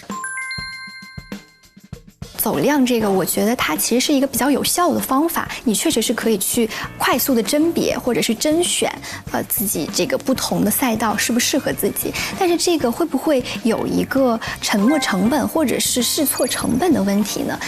咱们的这种尝试，您觉得跟年龄会有关吗？进入到他非常熟悉的领域，谈到沉没成本、试错成本，他明显非常自如，这是个挺好的问题。很好，他找到一个点。对啊，问一个前辈主持人，我想从你那儿得到获取一些信息、一些经验，我听出来了。慢慢进入到他想要的东西了。我个人会觉得跟年龄没关系，因为你说他如果在一个行业里已经做了8年、10年的话，这可能是跟性格有关。每个人就看自己的，你在意的得失是什么。比如说，有人会寻求稳定感，他觉得如果出类试错的话，那个安全感可能会太折磨他了，会让他更痛苦的话，那他就是个加减乘除嘛。你算一下自己的取舍得失，你到底要什么？你如果可以承受住无趣，就不存在什么沉没成本之类的。因为出来之后试错的话，那它就是冒风险的，你可能就是不知道下一份工作在哪儿，下一个月的薪水谁开，或者说我在这儿的话做几天，我可能就是不开心，然后我就又跳槽。明白您的意思，尊重自己的选择，然后跟着自己的心去出发。那其实，在节目的最后呢，因为我们也有一档节目叫《令人心动的 offer》正在录制当中，有一些非常稚嫩的、崭新的主持新生的面庞。那其实大家也都非常喜欢您的这个主持大前辈，您能有一些什么样的建议给到我们这些主持新生吗？感觉后边真的是渐入佳境的事。我觉得就是看看你走的路是不是你热爱的，你热爱的路你不要光看到它光鲜亮丽的一面，你还要知道它背后光亮之后有什么。如果这2方面你都能接受，那你就过好每一天，每一个当下，往前走，别再环顾四周。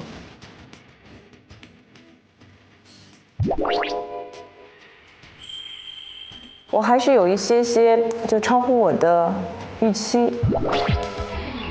那其实今天我们的访谈内容也差不多了，也非常感谢我们易老师的时间可以参加我们这次的会客厅。如果大家还喜欢继续有新的内容的话呢，也记得锁定我们的频道，下周的同一时间再跟大家一起来听喽。拜拜，谢谢易老师，谢谢，谢谢。谢谢老师，客气了。稍微有点紧张，不好意思。我看出来没关系，刚开始的话都会有紧张，脸上汗都出来了。对，有点。拿张纸擦擦汗吧。作为新人很不错，很不错，而且是跨专业啊，跨界。有的时候我们会从被采访对象的状态来判断这场采访成不成功。被采访对象最差的状态是抗拒的，然后其次差的是困扰。迷茫。对，他只要愿意跟你聊，我觉得就是一个相对比较好的状态。是的。怎么办？现在是不是整场垮掉？我觉得好尴尬。说实话，一点不怯，就是很厉害的事情了。就是好尬呀！就是我在想，是不是是我提出问题有问题？但是我觉得我选的都是一些比较基本的一些问题，可能也没有太那个。没有很好，我觉得有碰撞才会有亮点看头，我觉得整体挺好的。它结束了，去看一下。对，我把头发梳完了。他满头大汗，巨尴尬。对，太热了那个地方，就是很热。可能也有可能是我自己，就是到最后压力会比较大。我觉得没有特别轻松。就我的妈呀！没事儿，结束了。完成了。怎么了？哦，我以为你搞完了。我还没到我，特别紧张。程朗，到最紧张的程朗。我觉得他都快吓晕倒了。他最后一个压力太大了。对啊，我觉得如果是我的话，我可能已经晕厥在这里了。这小男孩要碎掉了。我觉得他此刻需要认真准备。我觉得他需要独处。对。确实，别人都考完试了，然后你要去考的那个瞬间是最紧张，而且所有人都特别轻松在门口，形成一种反向压力。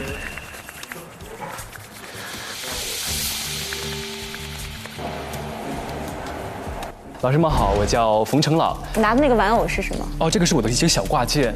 我平时生活压力，如果有一些面试压力或者其他的压力的话，我就会弹一会儿琴，唱一会儿歌这样。你就是我的小星星，那线索去失落。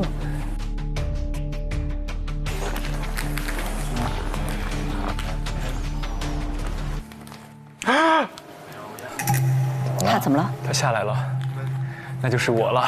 你是要充能吗？击个掌。耶！加油！加油！加油！加油！加油！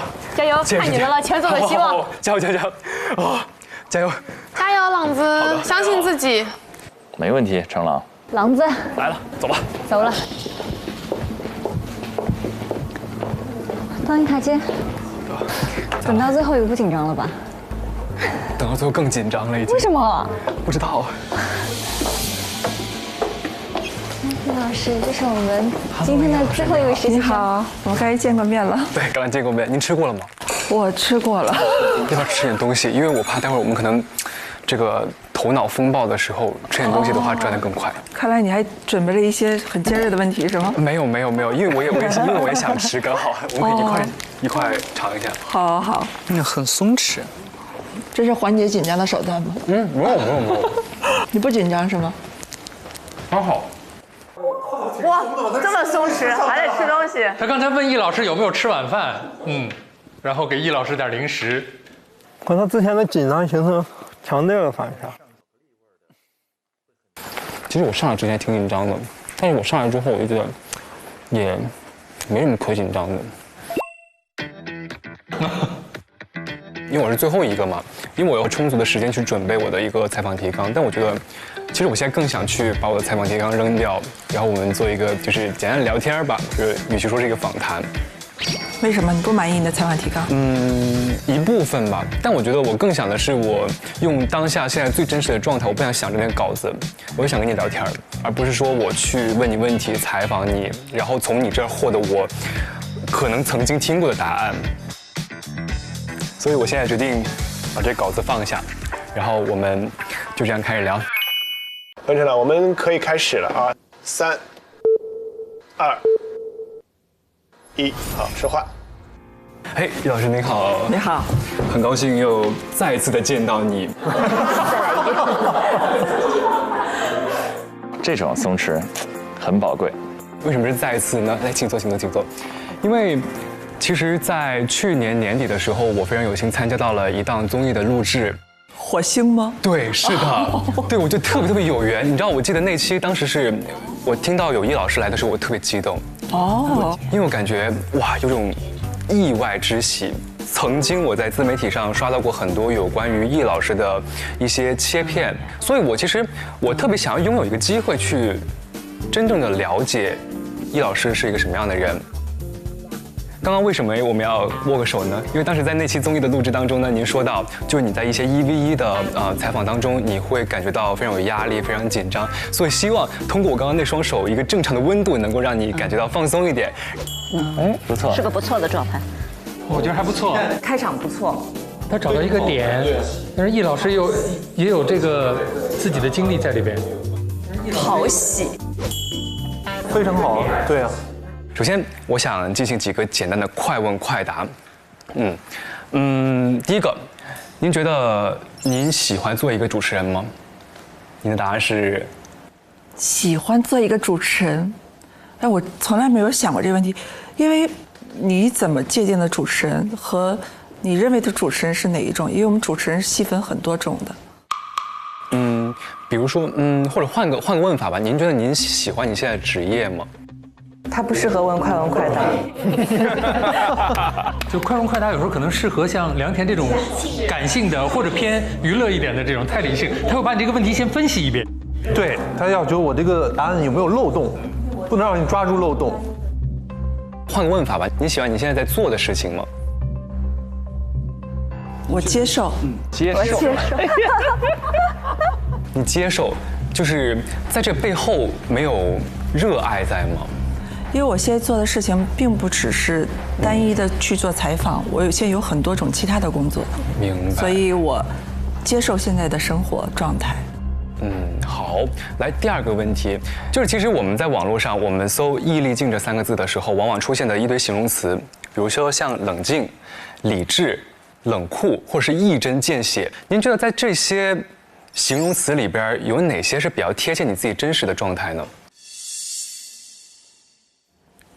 我觉得可能都有点儿，因为人是复杂的，因为人是圆形的，它不是一个切面，它可以严肃，也照样可以有趣，这不矛盾。那你觉得还有什么说漏的吗？就是网友对你就是说的一些形容词，你觉得你自己还想给自己加什么样的形容词在自己身上呢？其实人是不太了解自己的，人了解自己是很难的。那我觉得我可以给你一个答案，我觉得是漂亮。谢谢。对。他要问什么？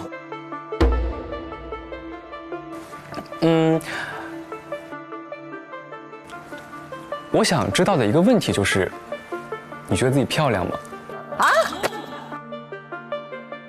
其实这个问题如果后边没有后续的，挺冒犯。当然很冒犯了。我应该是活得漂亮，干得漂亮。我觉得谁都可以漂亮，谁都会有漂亮的瞬间，而且它和长相没什么关系。当然，我们看怎么定义，因为我们有的时候在沟通的时候会说我们的对于这个词语有没有达成统一的认知和定义，这才是继续下边话题的一个很重要的前提。就是因为人和人之间是不一样，每个个体的话，对于一些词汇、对于一些事情的认知是不一样。我们要达成统一的概念，再往下聊，会更有效一些。比如说漂亮，那你指的漂亮是外在的还是内在的，还是生命的姿态？或者您能不能跟我分享一张您觉得特别漂亮的一张照片？我觉得易老师现在已经明确地说，我们两个都没有达成一个基本共识，你到底要表达什么？他们的主题是什么？是主持和热爱是吗？关键词2个，一个是主持人，对啊，另外一个自己选择一个，他们自己选，自己做一个。他选择是漂亮是吗？我不是很清楚，但我感觉他似乎在用漂亮。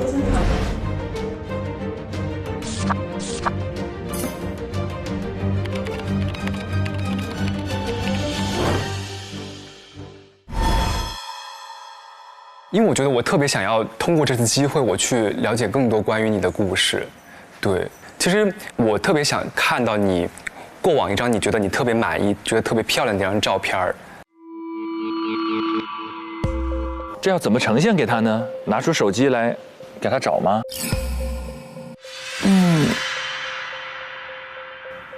我觉得现在拍就可以。每一步都给他救回来了。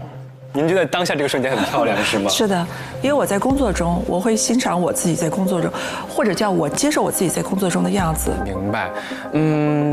其实“漂亮”这个词儿，在你作为主持人这么一长段时间里边，您觉得它会给你带来困扰吗 ？Oh no！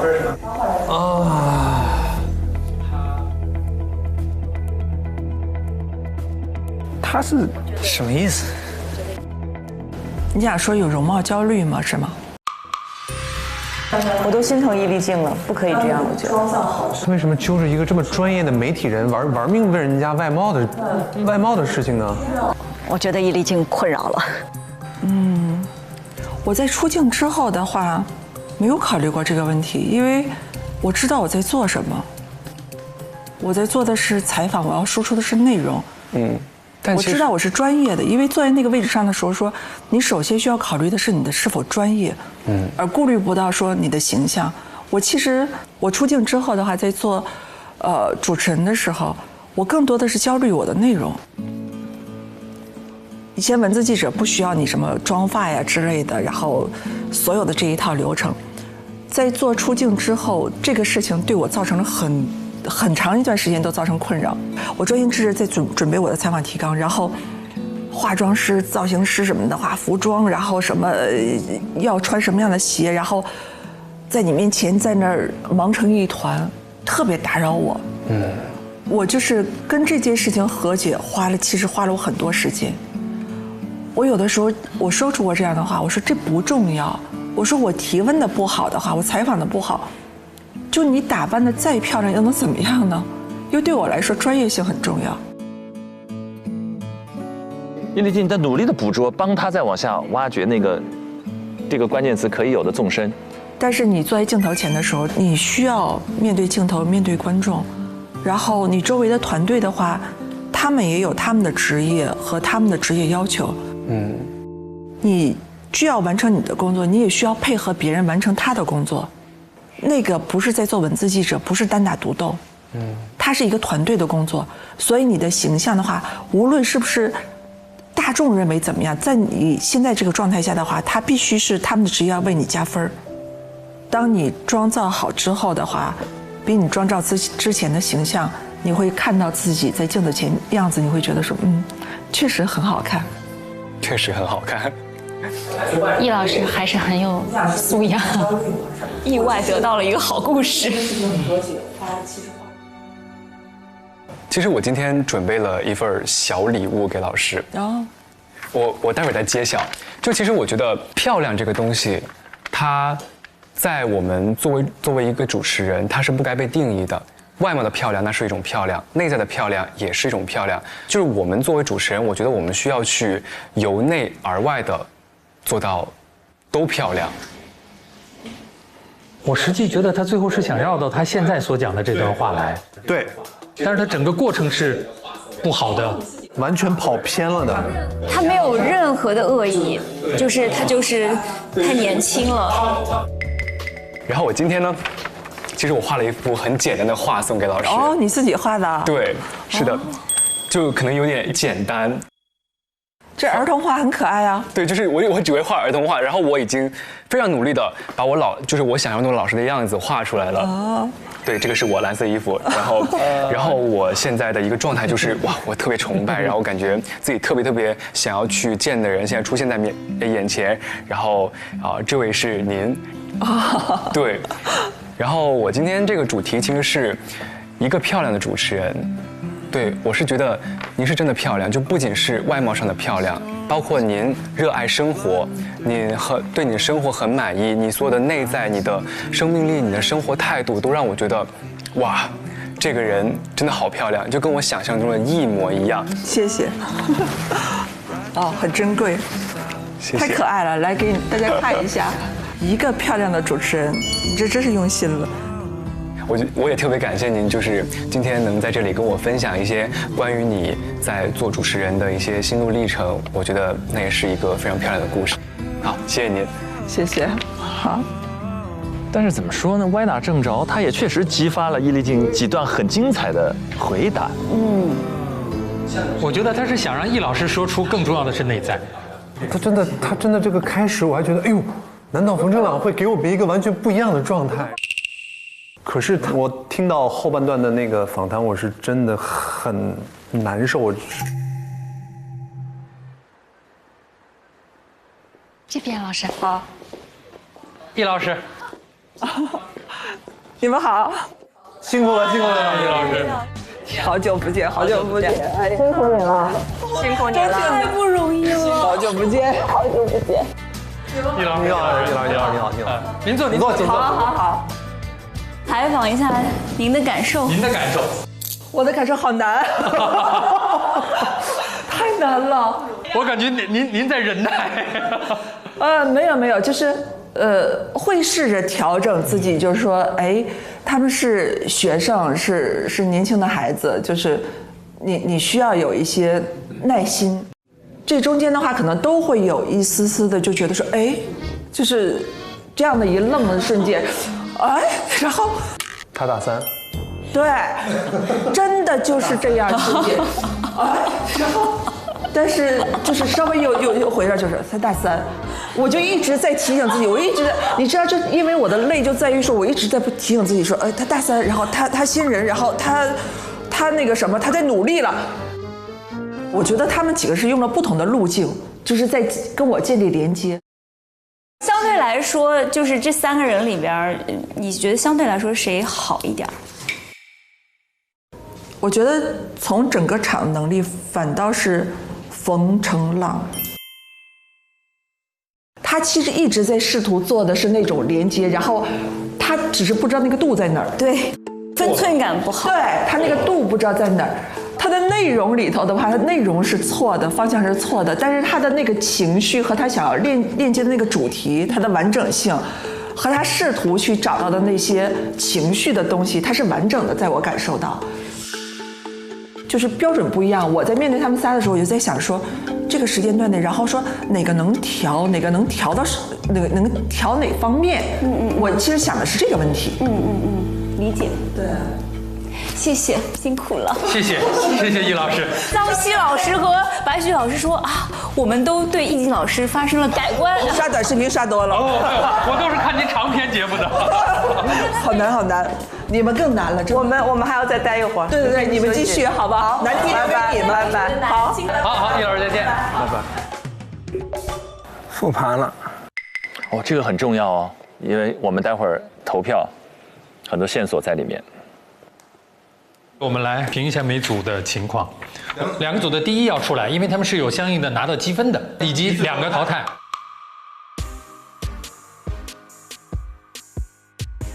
从新闻开始，第一组是王玉和王韵林他们2个人，2个人王玉和王韵林都有亮点，我都能记得下来。就王韵林她的整个表情管理啊，然后形象啊，各方面都很有经验。王韵林语流都很顺畅，然后王玉她其实是挺有掌控感的。那么对。同时呢，老主任刚才也提出了，其实我们从平台方和我们的监管方，我觉得易家也不错。他从心理角度反过来想，那很多小孩做成人打扮，这个角度非常好。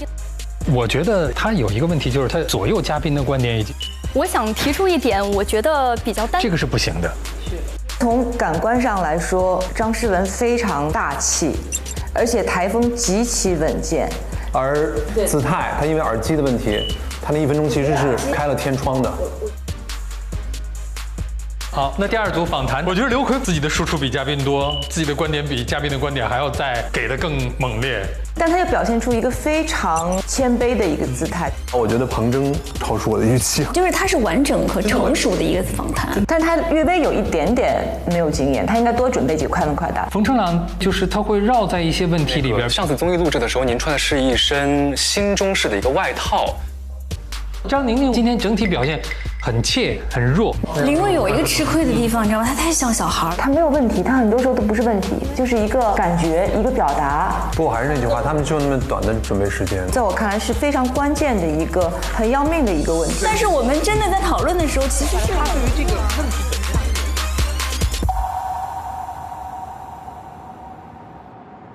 先简单聊一聊我们刚才看到的这一趴对伊丽静老师的采访，3位实习生的表现，好不好？我可能会更喜欢杨凌卫一点。凌卫，你是一如既往。凌卫可能相对来说他紧张一点，但我跟他采访，但是我大概能知道他在想问我啥，或者他想通过我这知道啥得到啥，可能他对我来说更明确一点，这是我的感受。我可能也和志胜哥的想法差不多吧。而且我觉得其实那个凌卫他中间不是出了点小状况吗？但是他很好的在那个状况当中又进行了一些调整，然后后面问的问题也越来越好，而且我觉得他后面问的问题是能让嘉宾能够互动起来的，而且也是非常具体实际的问题的。是的，我也是觉得这个杨凌卫，首先觉得他跟之前其他的选手不一样的是，我觉得他的声音特别的温柔，这也是他自己的一个特点。他非常没有攻击性，他非常甜美的声音可以让你放下防备。然后确实是刘奎和这个程朗，他们2个会陷在自己的这个执着的这个概念词里面被框住、禁锢住了，就是会有一些生硬。子琪呢？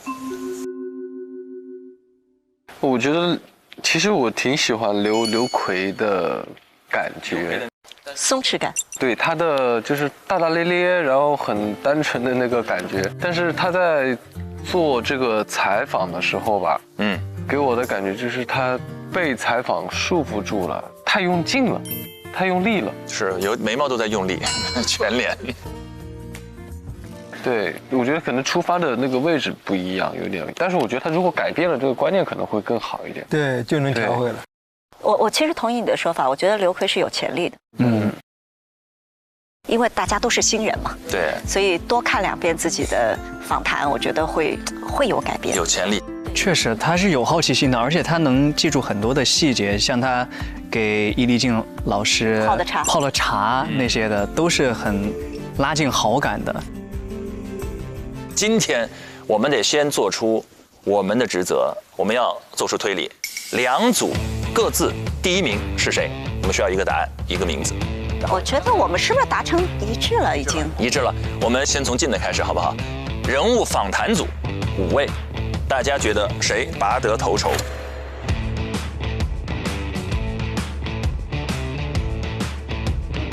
访谈组，我认为庞征。庞征真不错。候选人庞征，就是那个旁观者清。旁观者清，第1名确实是庞征。对，有没有人对庞征构成挑战？我觉得凌卫可能稍微有点挑战，但没挑战下来。但庞征就像全林老师刚刚说了一样，已经可以是上班了。行，那这组我们先来投票吧。觉得庞征是这一组第1名的，请举手。6票，全票通过。好了，那然后是第1组新闻播报组，这一组稍微有些久远，我们可以回忆一下。我选诗雯，我也是，我非常坚定的选择加一。哇，诗雯真的棒，大局风范，他没有什么失误，而且一直在带着猴子态，然后叫3个方向上都稳妥，还有领导力，有现场的控制力可是单独播的这位雨佳，其实前半段表现得非常好，但是有一个小小的瑕疵在提问的环节。那这一轮我们也完成投票，我们认为播报组是第1名的张诗雯，请举手。呵，又是全票通过。咱们现在加油团真是卡的整齐，就是我们是一个团结团。那接下来我们选举一位，推选一位，好不好？哪位在我们的名字上盖上印章？李沁是不是我们的飞行嘉宾？哦，是的，是的。既然是飞行嘉宾，我们让李沁来投上这一票。很荣幸第1期就加入大家。然后 ，OK。漂亮，好了，那接下来我们一起走入今天的最后一段 VCR， 看一看最终的导师选择结果。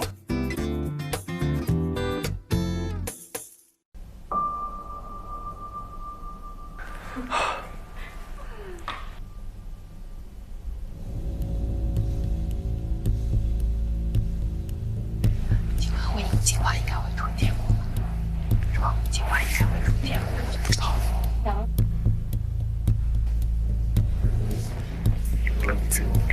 有点紧张，张吗 ？Take it easy 啦，放轻松。诗雯很淡定啊。你这么优秀，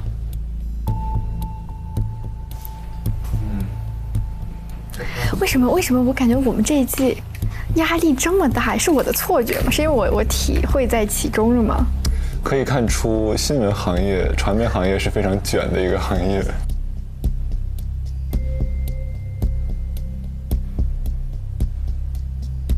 哎呀，还好没让我们选淘汰的人，对，我觉得压力太大。好了，好了，是吧？好，鲁豫老师，我们去宣布吧。白老师，哦，出结果了，来了，老师们出来了。久等了，辛苦了你们，辛苦了，哇，辛苦了。一见面就公布排名啊！10个人起立，8个人留下。哎呦，坐吧，坐吧，大家坐吧。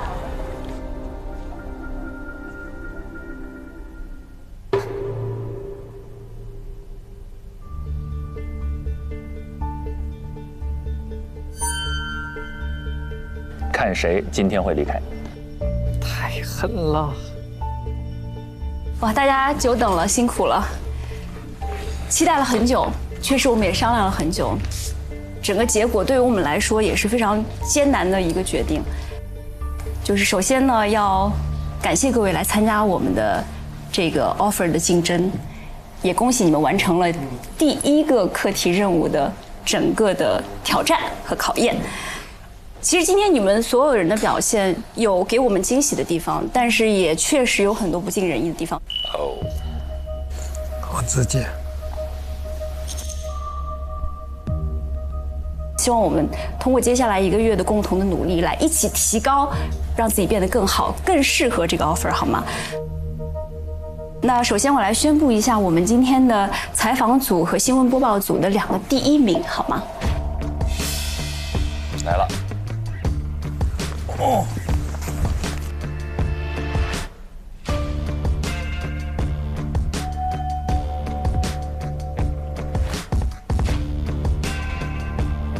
那我们新闻播报组第1名是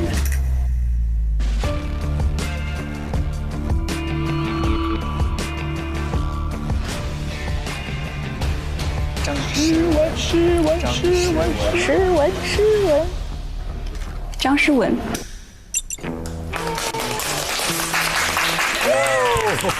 哇，厉害厉害，灯亮了一半了。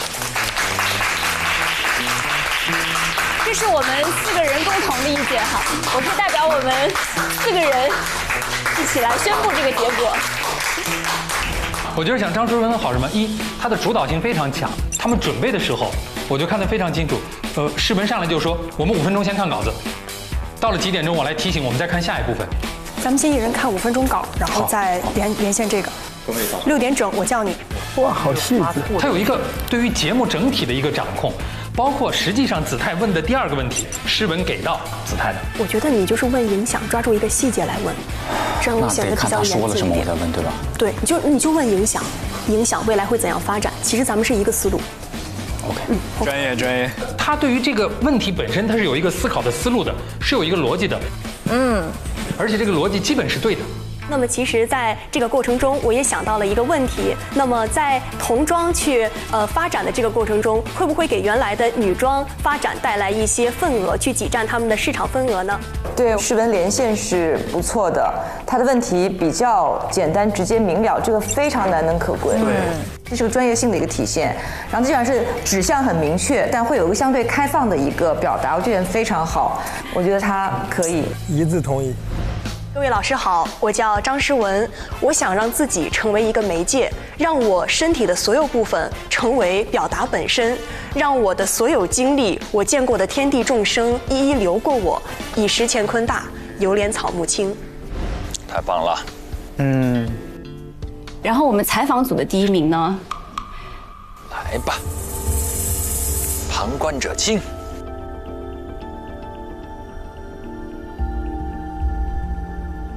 你们有感觉吗？哎呀，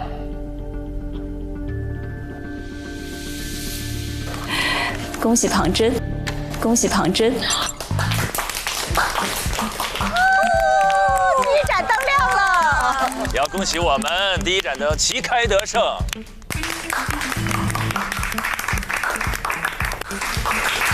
整个的交流氛围非常的好，很和谐。我觉得对于你和梁田来说都是非常愉快的一次交流。它是一个完成度很高的一个访谈，就是我能够完全感觉到它有一个套路，对吧？先给你套近乎，很久我又见到你了，然后呢，就是抛2个我表示我对你很熟悉，然后你想回答的问题，然后把他的问题1、2、3问完，就是一个完整度。然后，其实我们今天这期节目会有2个关键词，一个是主持人，一个是选择。好棒！就是我真的很喜欢他所有的话术，一点都没问题。没问题。那个快问快答，我是真没想到，我是觉得已经结尾了，有很多巧妙的小心思在里边，挺棒的。而且快问快答确实放在结尾会比较好，比较惊喜。一上来你就会觉得节奏过于快了，对，有点压迫感。那接下来还有其他晋级的6位实习生。哦，6位实习生，紧张。我来一一宣布一下哈。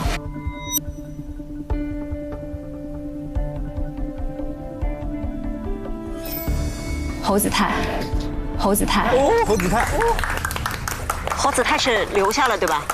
第3个晋级。但是我必须要说，今天你们几位老师觉得他的表现怎么样？太松弛了。啊？师姐，我在等你读 A。我好像听不清耳麦的频率。我也是，我这耳麦掉了。说的好是松弛，说的不好就是实在真的没有求生欲。对不起，老师。所以你今天要好好谢你的搭档。好，谢谢诗文姐。但是也因为你的表现，让我们觉得张诗文特别棒，所以你衬托了他，没有比较就没有伤害。子泰晋级了，有没有说明播音组可能就全员晋级？啊，那采访组要淘汰2个。按照这个逻辑，就像这样哦。好，接下来第4个。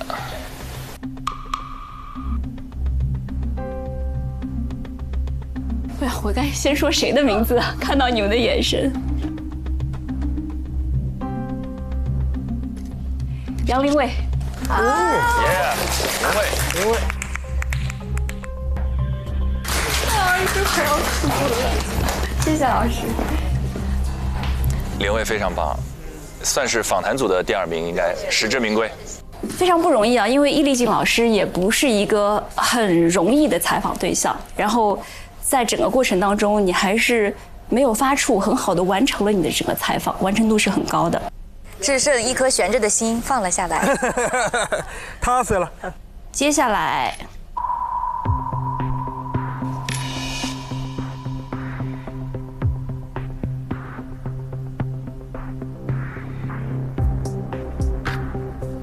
王玉。哦，王玉确实也不错。第一组的2位应该是稳的吧？对对。因为王岳霖感觉表现的比王玉还要好。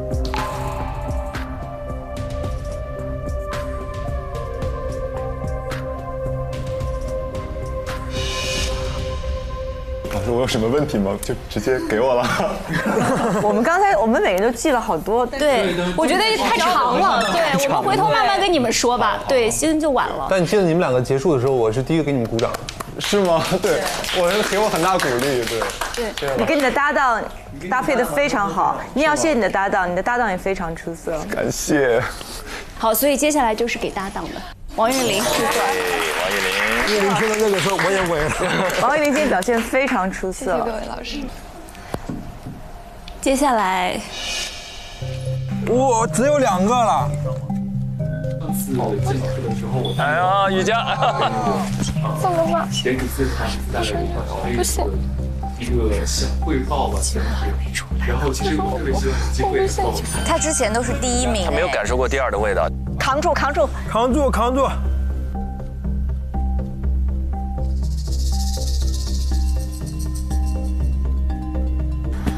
他担心他的后半段。瑜伽。接下来，李雨佳。啊，真的吗？耶！哎呀，高兴了。谢谢老师。确实有需要提高的地方，但是前面的播报还是非常亮眼的。好，谢谢老师。回头慢慢聊哈。好。播报确实播得特别好。好，接下来，刘奎、程朗、宁宁。哎呀，这3位，只剩最后1个了。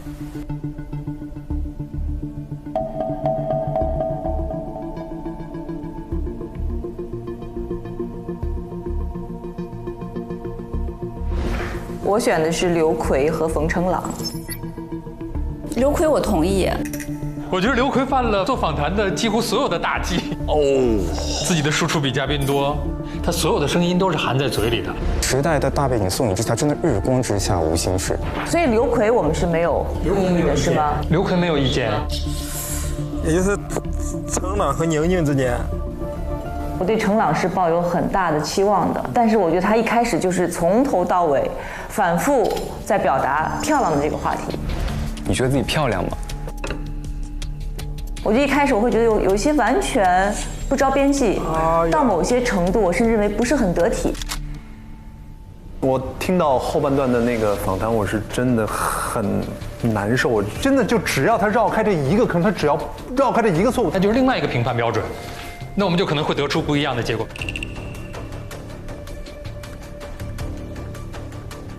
我很同意大家对于他在整个这段采访当中的表现是毫无分寸感，但是被访者他都会觉得说他身上有某种特质是适合做主持人的。我觉得第3个冯程朗，他把整个场串起来。我的感受说，我说你适合主持综艺。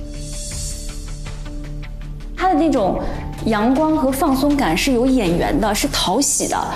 我同意你说你把它放到某个地方，他的形象可能是讨喜的。但他今天这段访谈，他真的触犯了一个在我看来是非常关键的一个问题。这是激烈辩论。对。你觉得张宁宁适合做幕前工作吗？我看她的简历，我非常喜欢她，我觉得这是一个非常有头脑、很有思考力的孩子。做编导肯定没问题。我觉得她所有的优势和她的发光点，在她面对镜头的时候，其实都发挥不出来。你说的很对，不适合大屏，尤其。今天整体表现很怯，很弱。宁宁其实本来也没那么好，但是有人反衬出来了。对，在这一波，他可能从我这儿来说，可能侥幸过关了。我说冯程朗，如果这个访谈是在5分钟、10分钟内收，其实他不差。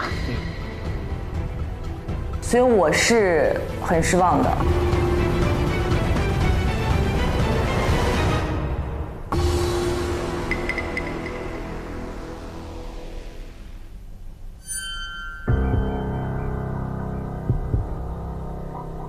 的确害怕。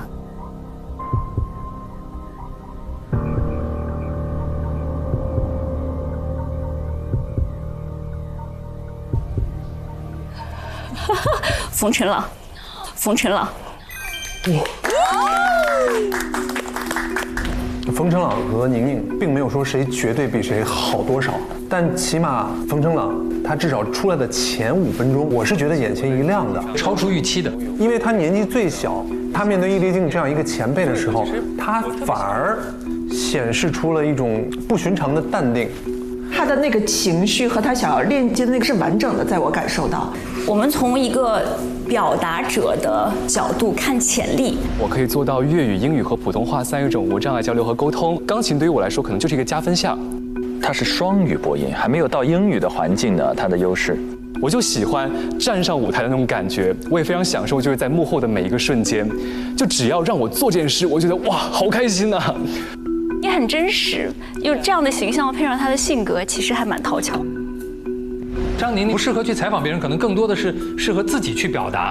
梁田的采访很多是梁田在帮他补，而不是他在引导梁田去讲他的故事、他的经历。仅以这场比赛表现论胜败，他可能是这5个人里面最弱的一个。哎呀，冯晨朗。哇，那宁宁和刘奎就了。你是觉得你要被淘汰了吗？我已经准备好买票了 ，I want to buy a ticket and go to home right now。临别赠言都想好了吗？对，我特别希望有机会能够跟老师们讲一下我的一些小的想法，但我觉得讲起来的话可能会比较长篇大论。今天实在没时间了。对，坐吧。谢谢。好残酷啊！哎，太残酷了。所以我们已经把能够晋级到我们的实习阶段的实习生的名字都公布了。那接下来我们还有2个公牌，非常感谢刘奎和张宁宁能够来参加我们的这次的竞选。来，刘奎，谢谢老师，留作纪念好吗？好，谢谢老师。就是我们4位老师都要非常诚实的跟你说，可能在今天的整个任务的完成上，你和别人相比没有那么大的优势，但是你的人生和才华没有必要被主持人3个字定义。或许在别的平台有其他的机会。就是我想哈，如果是徐志胜来参加我们今天的这样一个节目和竞选的话，也未必能拿到 offer。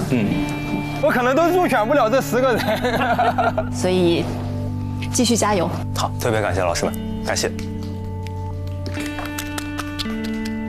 谢谢老师。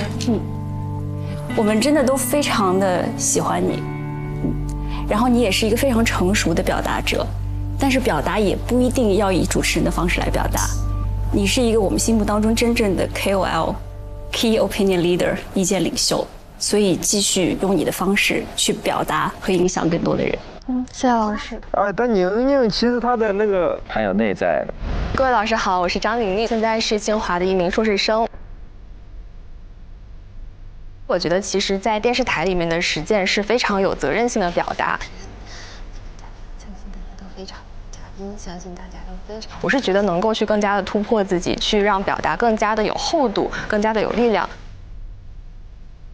欢迎来到今天的节目，我是张宁宁。虽然我不是一个科班出身的主播，知道我表现很差，不是很差，怎么会宁宁？但是我会觉得在这里已经非常荣幸了。未来，我希望能够成为最真诚的讲述者，更多的人看到内容背后的力量。喜欢你所有的思考、观察和表达。未来还会再见。宁宁的思考性和思考能力是在的。大家好，我叫刘奎，来自南京艺术学院。我不是一个好的表达者。刘奎，哎呀，在过程中我也能够感受到话语空间状态存在的差异。赵老师您好，然后我有这样的机会跟易立竞老师这样的交谈，我觉得形式之外，内心很多东西，老师真的有在很真诚的给我方针和指导。未来努力成为一个有特点的、能够真诚交流、给别人带来温暖或者说快乐的主持人。挺残酷的，其实这俩孩子都能带，都有成长性。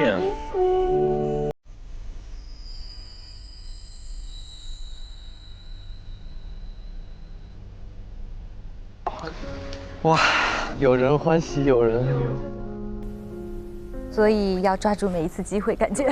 好，各位请坐吧。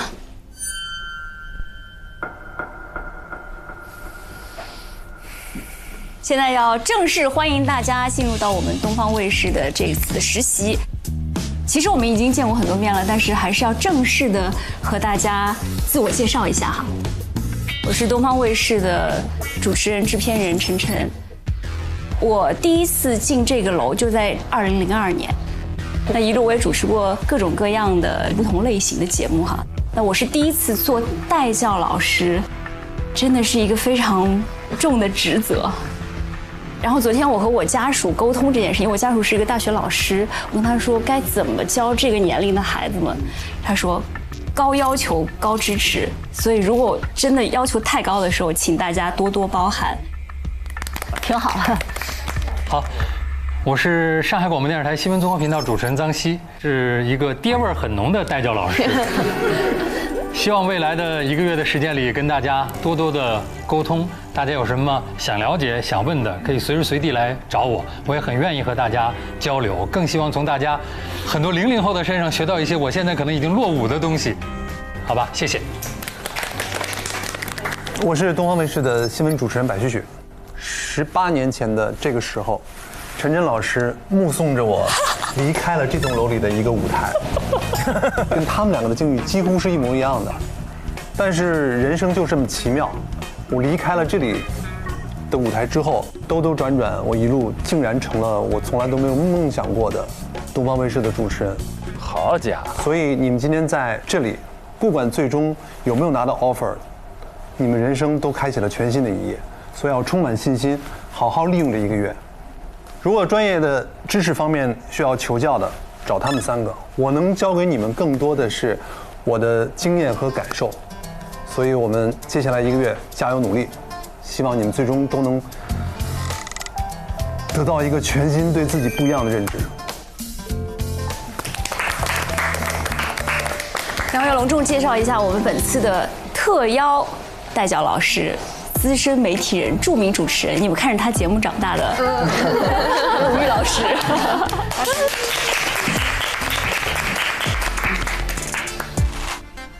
大家好，我是陈鲁豫，很荣幸能够和大家成为同行。我做电视应该有32年，就是我是一个很少会想起时间，所以我也没有认为你们是小孩儿。因为某种程度，我认为我也是个小孩，所以我们是平等的。但我会觉得我有一些工作经验可以跟你们分享。最终，我特别希望你们能够找到属于自己的声音，然后你一定要加油，好好用这个舞台，这舞台非常好。那在接下来的1个月的实习当中呢，我们会有8个考核的课题。来全方位的考核你们作为主持人的能力和素养。那每次考核的优胜者呢，可以获得一定的分数。那最后哈，这个考核分数达到100分的，可以进入到我们的终极面试。过关斩将还有一个终极面试，来竞争最终的 offer。那我要强调一下哈，我们的 offer 只有1个。太残酷了。它就是正式入职东方卫视。所以期待大家都能够拿出最好的状态，加油！哇！8个人进1个，还不止8个，中间可能会有踢馆，但是最后就1个 offer。哦。正式入职东方卫视真的是一个很不容易的机会。好，那接下来我带着大家在我们的整个的工作环境当中看一看。你们明天开始就要开始上班了。对，明天将成为一个正式的实习生。这间大家都已经看过了，这是我们的大会议室，我们一共有2个会议室。这间大会议室可能未来全员集结，包括我们分组进行讨论的时候，可能会有一组在这边。然后我们到外边来，这片是我们的休闲区域，有饮料可以供给大家喝。如果大家觉得夏天热的话，可以制冰。条件真不错呢。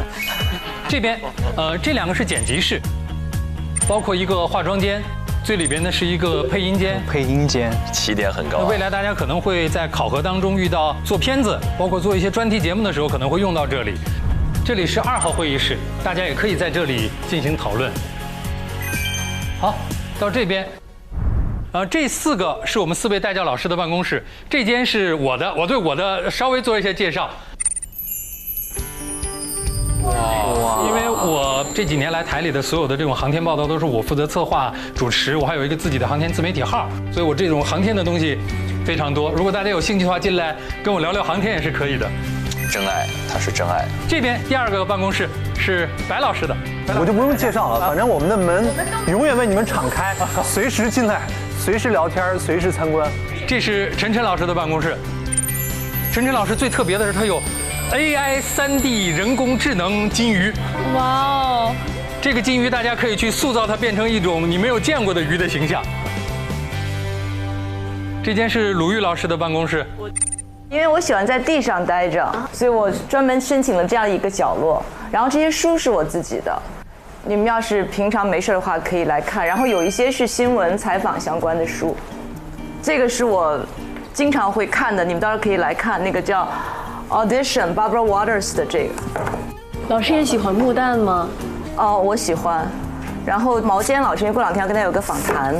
然后说这边书你们都可以看，我带大概有20本书吧，在这边，你们没事可以过来看。好的，好吗？谢谢老师，谢谢老师。好，这一片是大家的。我也好喜欢，我最喜欢的。真的，我也很喜欢。但是跟你来借一下书，没问题，你可以看，看完放回去就好。好。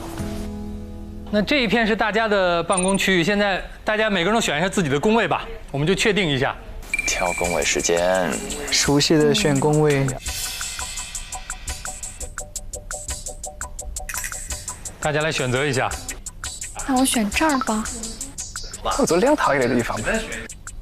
我跟你一起吧。那我就选这里了。哎。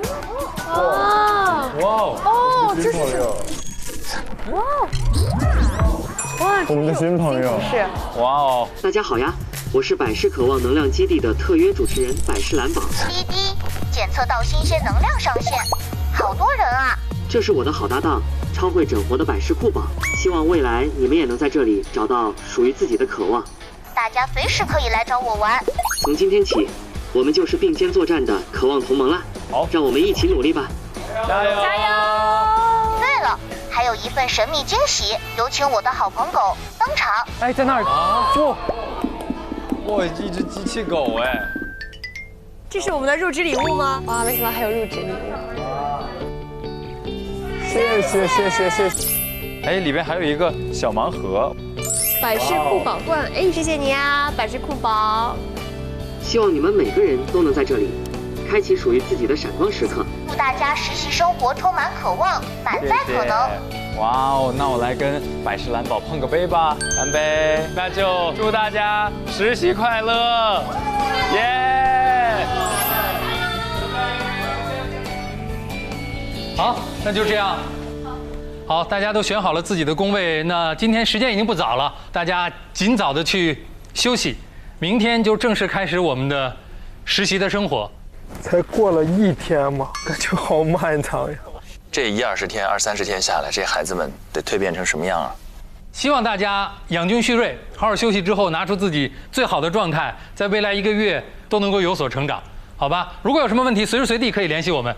好，那今天就到这里。谢谢各位老师，谢谢各位，谢谢。明天见，明天见。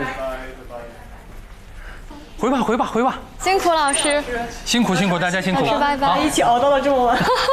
辛苦老师。回吧。没事，我跟他聊2句。好的。我今天看他表现完之后，想跟他聊2句。来，坐。好。我们就这么做吧。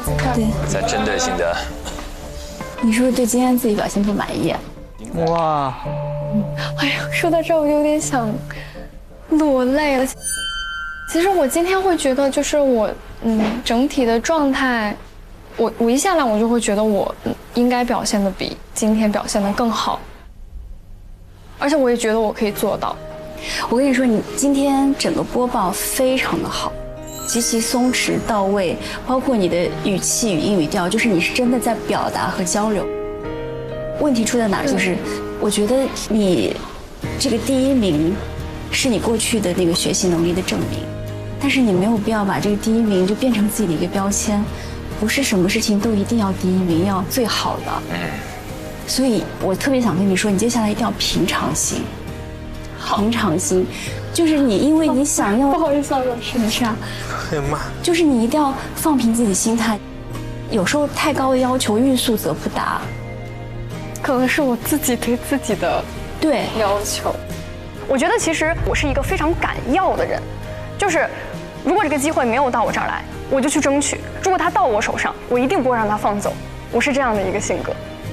我确实要思考一下，是不是这个第1之前给我的光环变成了现在我做的一个枷锁。对，所以就是你一定要平常心。还有就是，我就觉得你给自己压力太大了，所以我一定想要跟你说这个话，放轻松。谢谢老师。哎，我想抱抱你，谢谢。平常心。好，我慢慢调整我的心态和我的想法和我的思路，接下来我会努力的。谢谢老师。你已经很优秀了，不要对自己要求那么高，好吗？好，谢谢老师。哎呦，我就是个泪点很低的人，泪点有点小低。我也是。哎呦，挺好的，今天是一个非常好的经验，对不对？对，我觉得这个事情当中去寻找新的力量。对，我觉得我要早点体验这个事情，然后之后才能知道，要不我得一直错下去。就是您这样一点拨我，我就知道接下来该怎么去改了。没关系，社会一定会教育你的，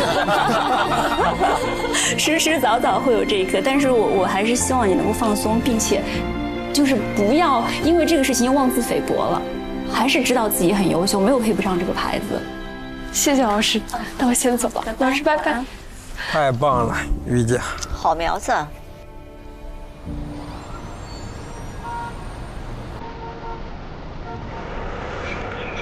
奔波1天了，我现在只想立刻躺下。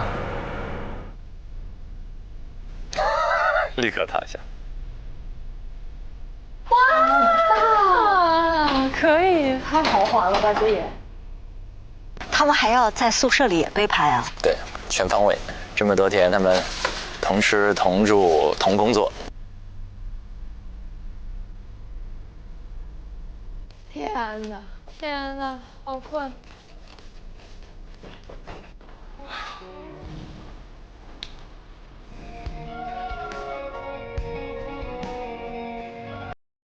今天真的是非常难过的一天，后面一定会加油的。拜拜，晚安喽。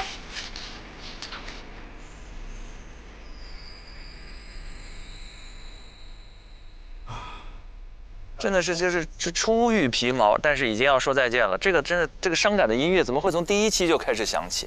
但这就是这一季，好可惜。但是不管怎么样，我们首先为自己鼓一次掌，好不好？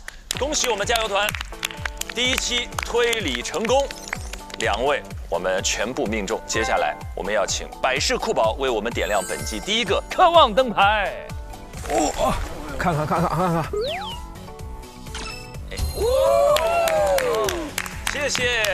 谢谢酷宝，我们要继续加油啊！李沁后半段可能无法一直陪伴我们，但在你在的时候，100%命中，是一个很好的开始，是一个非常好的开始，绝对。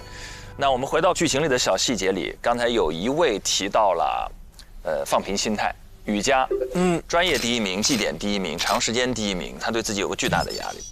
在这种压力之下，有没有可能有时候还反而会动作变形，或者在卸下这种压力下，有没有什么经验？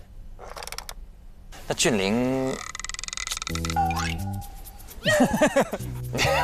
你也是年级并列第1，我只是侥幸过，这个第1只是其中微不足道的小一环，在你的当下有看待他的或处理他的方式和态度。我因为一边要学习一边要工作，我其实本人还是非常焦虑的。但是什么时候就放下来了呢？就是排名掉的那一天。释然就在那一刻。就发现其实也没有什么大不了的。因为我自己知道我在努力，我永远把自己当做一个学生，在不同的领域都有我不同的老师。我认为这是一件非常有趣的事情，就是不断的去拓展自己的未知面，不断的去尝试新鲜的事物，而且不一定你要去做到最好，做到第一，因为我认为只要你定语加的够多，你总也能找到一个你自己的第一。对，怎么着都是第一。但是第一往往不一定是那个最适合的那个，去做那个最适合的自己就好了。哎呀，今天是实习生们的第一天的工作表现我们其实也感觉到了今年的职场真的不一样。首先，从法律到媒体的这一个巨大的跨度，意味着跟我们屏幕前的每一个观众都更近了。因为法律稍稍离我们还有点距离但是媒体无处不在。想问全林老师回过我自己内心的问题，这也是今天这一整期最打动我的一个瞬间，其实是刘奎。虽然他特别这个反客为主的絮絮叨叨了很多他的哥哥亲人对新闻理想的坚持，但是那种絮叨之间还有一种很袒露的真诚。是喜欢还是信念还是热爱？是信念。因为有这么多年轻的孩子们奔向主持人的岗位，那未来可能整个传媒行业面临着巨大的变化。全林老师是这样资深的传媒人，我也想在最后的时候问一问您在这个问题上的看法或态度。我儿子考了传播，大学，对，这不是我的建议。我甚至劝他认真思考，然后他的结论是，其实无论技术怎么变，环境怎么变，传播永在。我认为他说的是对的。厉害。谢谢全林老师最后给我们的坚定，感谢。渴望就可能，心动就发生。本节目由酷爽带感点燃无限渴望的百事可乐冠名播出。好了，今天的第一期就到这里。我们谁都没有想到，到第一期刚刚初见就迎来分别，但接下来他们面临的每一个考验，可能都比今天要更残酷。从明天，他们就要正式踏上自己的工位，展开为期1个月的实习生活了。他们会面临怎样的挑战？我们拭目以待。各位，今天节目就到这里，拜拜，我们下期见，拜拜，拜拜。这一次的考核内容，新闻专题节目的选题策划，就是要考验大家全方位的能力。本轮考核分为宣讲和辩论2个部分，你们8个人呢会分为2个组，获胜那个组的4名实习生会获得10个考核积分。就首先你要展示你自己的方案，除了要坚定自己立场之外，还要去寻找对方的软肋和弱点。要好看了，要好看，这下有瓜吃了。我们的这个组长分别是张诗文和庞真，上一个课题的第1名。我们尽人事，听天命。我觉得我们现在做到最好就可以了。我们肯定能赢。就只有一个字，就是赢字。这一次必须要拿下。这个课题我也想要拿到分。当然可以。情绪价值、情绪经济，可以撸猫撸狗啥的，那个感觉会比较普遍。我觉得宠物殡葬是可以说的，可是没有养宠物的人可能就共鸣不到。很火的情绪经济就是骨子，盲盒经济这块先不碰了。我是说未来你不做一个展望吗？节目不是论文，我们把一个点说清楚就好。就是在一个节目里，你真的不能既要又要。不是，我既要不是哪个既要又要了。哎呀，他们这个团队太需要加压玩具了。这个选题足够新，有流量，而且它会更新迭代出不同的形式。记住，我们是 vlog 新闻，我们的重点还是在新闻本身。新闻是什么？内容为王，形式为大。我们有信心把它做成一档循循善诱的、丰富多彩的，并且严谨扎实的节目。有的时候呢，什么都想要，可能会害了你。这次的一个 pre 的形式，其实重点是强调在一个新闻栏目的策划会。其实我认为我们今天 focus 在点是选题。是我们的这个主题，它是具有故事性的。那么我们想问，你们是除了选题以外没有别的亮点了吗？压着这面子在走，绵里藏针呢。没事，做吧，会给你们发邮件的结果。太有悬念了。我的天，整得老紧张了，我最尴尬。好，各位，邮件发送成功。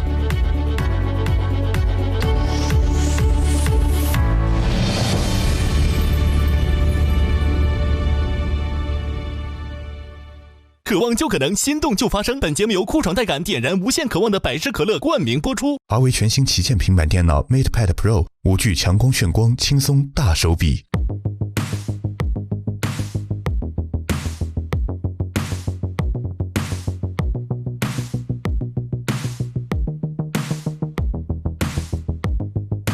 你想成为怎样的人？在追逐的梦怎样成真？你带着对未来的疑问，奔跑着，前行着，坚持着，拼搏着。你可以打破极限，用尽全力闯出上微博搜索“令人心动的 offer”， 最优解的资讯等你解锁。上微博参与令人心动的 offer 话题讨论，选出你看好的主持新生，见证最终 offer 的诞生。上微博带话题“令人心动的 offer”， 分享出面篇名场面。更多节目精彩资讯尽在新浪娱乐微博综艺、新浪综艺。上新浪新闻客户端搜“令人心动的 offer”， 看节目更多精彩内容。百度一下你就知道，上百度 APP 看百度热搜 ，get 更多热点内容。独家中文百科合作伙伴百度百科，上百度搜索“令人心动的 offer”， 精彩内容尽在百度百科。上知乎搜“令人心动的 offer”， 解锁更多精彩讨论。上前程无忧51兆，收获心动的 offer。9月12日起，周五、周六12点 S VIP 更新，19点 VIP 更新。会员抢先看一周，周日12点 S VIP 抢先看加更版，19点 VIP 会员专享，享更多精彩内容。周一12点 S VIP 抢先看衍生，陪你看 offer，19点 VIP 会员专享，